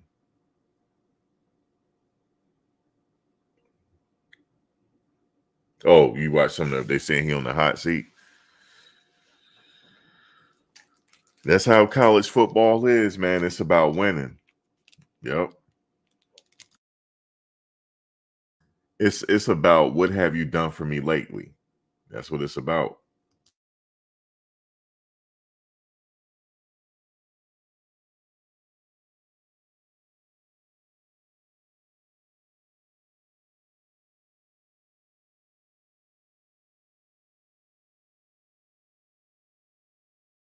I forget the coach that was talking about it.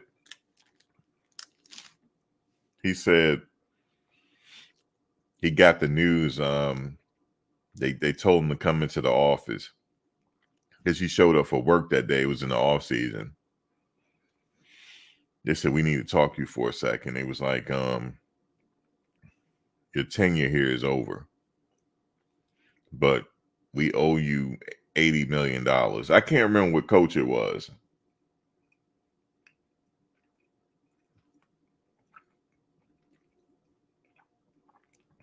And he was like, okay, well then my 10 years over. They still owed him all that money though. That was crazy. That's not getting fired. That's a blessing. The hell? And that's how he took it too. He was like, okay, well, y'all gotta do what y'all gotta do. You gotta fire me. That is not getting fired, man. That is a blessing. Your tenure is over here, but we still owe you $80 million or something. It was something crazy, some crazy number. Oh, Arnaud. Yeah, I thought so. Arnaud. It's like French. Like, yeah, Arnaud.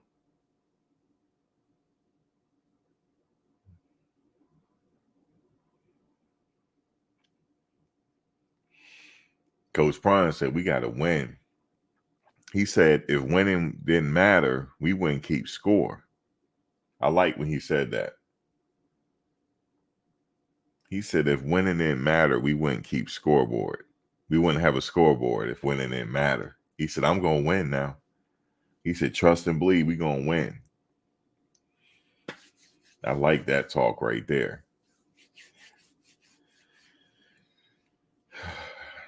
I'm not betting the house, but it's going to be some money this season. You hear me, Mike? There's some money coming. You hear me? I'm rubbing my hands. There's some money coming. I like that right there. He said, we're going to win. You said it's called Intel Slack. What y'all talking about? Let me see. Let me catch up. You said, hell yeah, ain't no way USC going to the playoffs.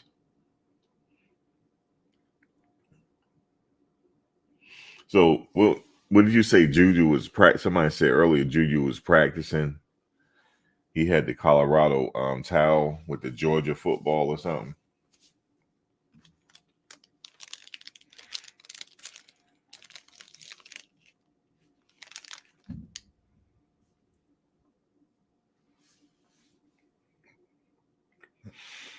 Stace, you talking about that coach? It was more than 13 million that they owed him. It was it was like 40 or 50 million. It was something crazy.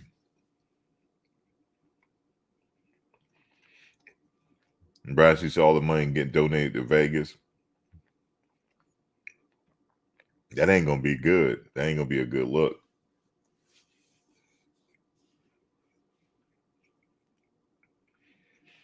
I'm gonna have to put up my buy me a coffee link. Buy me a coffee, please.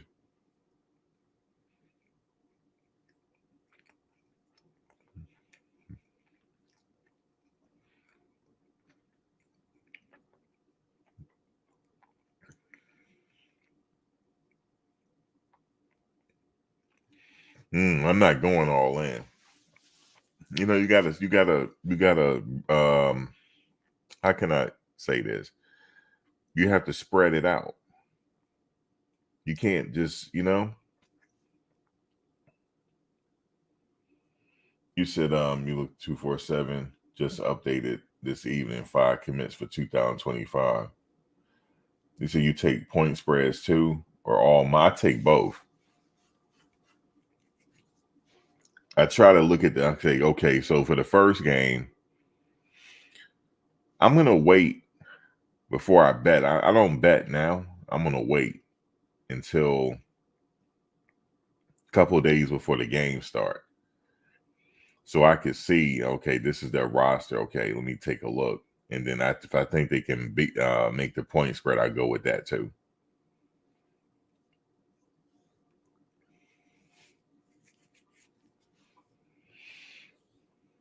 Now I did some long bets already, like Big 12 title. That's a long bet. I didn't put much on it, but you didn't have to put much on it to win a lot.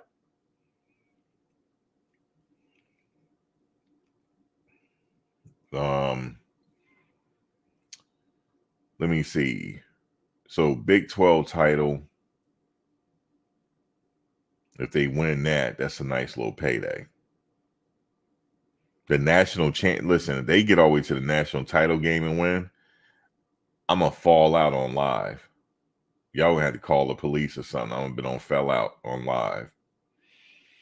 Ain't nobody know where I'm at, so it'll just be a situation. You said old men in the chat going in. Yeah, go in this chat. It gets ugly. I've been on fell out. I would have been on fell out. Right on the live. Just passed out. I'm gonna have to have somebody here. They win that national title game, I might go viral. I'm just telling you that right now. I might go viral. I might go viral. It's gonna be ignorant. It's gonna be ignorant because I'm not gonna be able to hold my emotion. It's gonna be all the way crazy. Because you got to do it early. Like when I say put money on, you don't got to put a lot on it. Let's say if I just happen to put a couple of hundred down, and they mess around and win a national title, I'm gonna pass out. That's just what is gonna happen.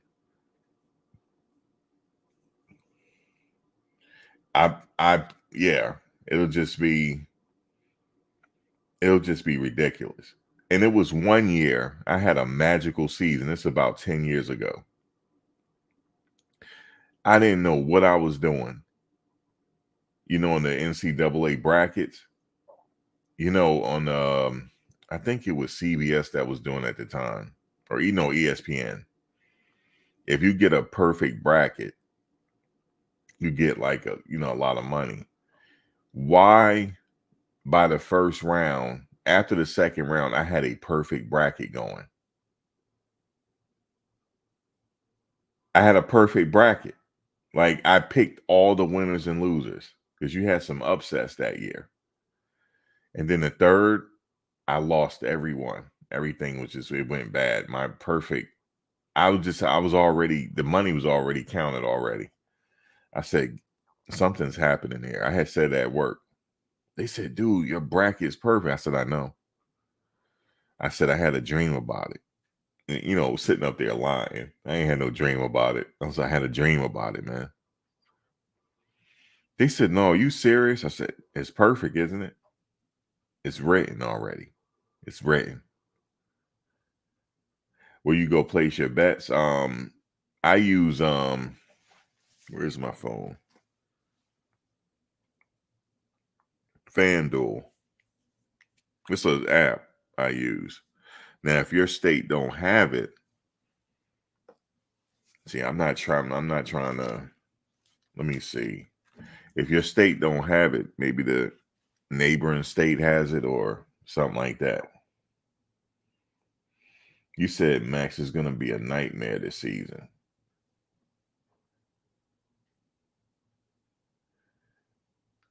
Listen, like I said, but look, watch this. They get to this. Imagine the Big 12 title game and they win it.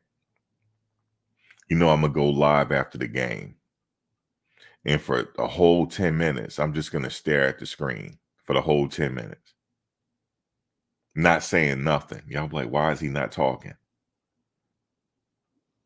And then I'm just going to say to you, they just won the Big 12 title. And then for another 10 minutes, don't say nothing. You know how Hassan Campbell be doing, getting all extra? I'm going to get all extra on y'all like Hassan Campbell, man. I might pull a Hassan Campbell, man. You know how you sit in front of the camera and lean to the side? That's what I might do to y'all, man. I might have to pull a Hassan Campbell. I told y'all. Didn't I tell you guys back in June? Yeah, it'll be crazy. Y'all would have to cut it off. Y'all wouldn't be able to take it. Y'all would have to cut it off.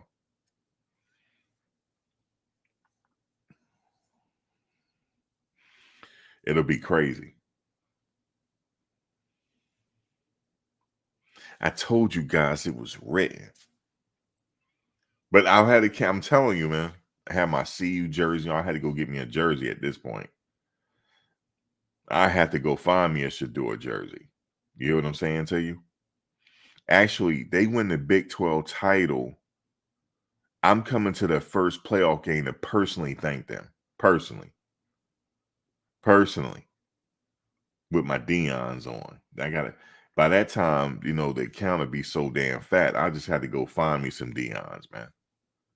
How much they cost is cool, man. How much they cost? I just go on the GOAT website. How much are they? 500-600. Let me get 2 pair, man. Let me get 2 pair, man. Let me get 2 pair. You said Mac's gonna need a mental health therapist after the season. No, man. Let's see. Hello, you don't understand. Let me get 2 pair, man. You ever went up in the store? I'm talking about going to the store before all this new stuff broke off with these sneaker traders.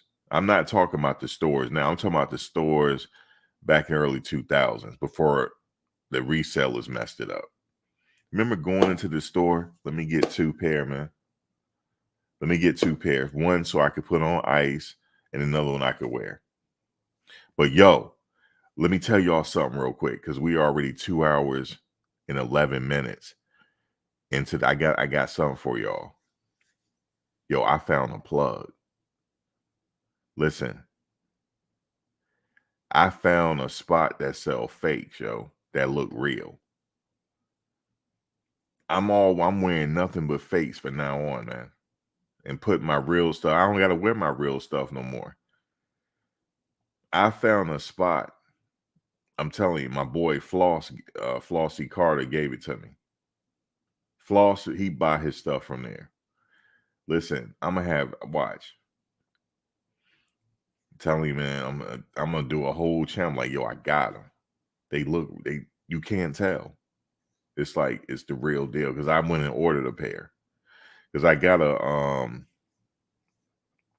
and compared them to the ones I got. No, I'm never selling them. No, see, you don't sell those sneakers. You know what I'm saying? But I think it might be a market for it. Because some people don't want to spend $200 and $300 in no Jordans when you can go buy them and they look and they the same and they look real for and you only spend $120. These are AAA quality, $120. And guess what? Them rappers, they all wear fakes. Y'all know that, right? They don't be buying the real stuff. They don't. And the jury be fake. Yeah, Rosecrans. And if y'all want the plug, y'all gonna have to hit me up on Instagram. That's where y'all going. I can't give it away here. You said, man, real ones in the hood fuck with the rappers. Yeah, because they don't want to wear the real ones. Because eventually when the sneaker market finally corrects itself, you could sell them. You know what I'm saying? You could just sell them at that point. Because you don't want to wear your other stuff. You just keep them on ice. I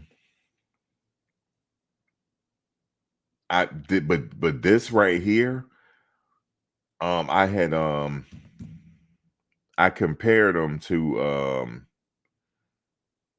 the what do you call it? The Black Cats, the Jordan Black Cats. I had compared them. There you can't tell. And then I know Floss, he did a whole video on them. As a matter of fact, let me see. I'm gonna give y'all the link. I'm gonna give y'all the link, man. I see. I don't mind sharing it. Hold on, let me give you the link to the video. So you could go see for yourself.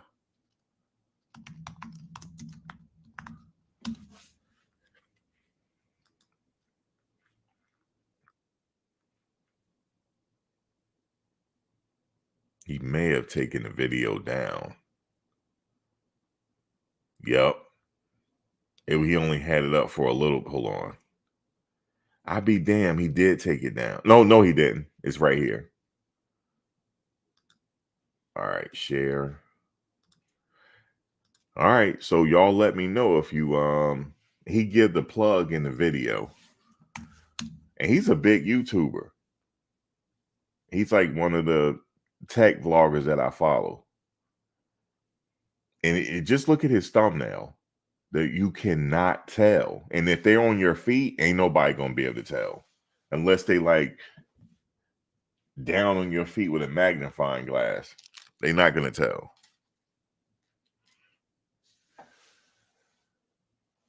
See, that's what nobody talk. Low key people wear them. They wear them like, because they're not wearing the real ones out. They want to try to sell them eventually. $120. $120. You said take it down. So you just want it for us. So I will take it down.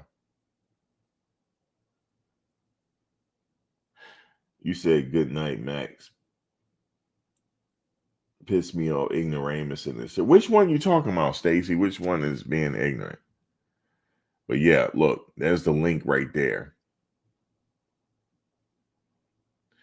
Now I will take. You want me to take that link down because you don't want nobody else to know? I will do that. So if y'all got the link, y'all got it. I'm taking it. I'm deleting it. So there y'all go. Y'all got it. If you didn't get it, inbox me on Instagram. I've already ordered from there. Man, listen. It's you can't tell, man.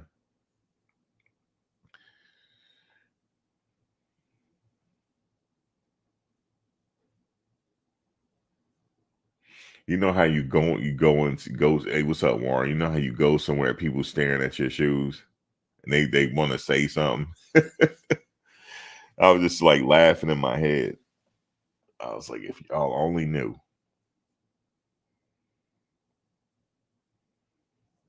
I walked up in the freaking I'm gonna have to make a video on it. But anyway, what is about one something? I gotta get up out of here. But yeah, let me know what y'all think with that link. Guys, I'm gonna get out of here. I'm gonna talk to y'all again soon.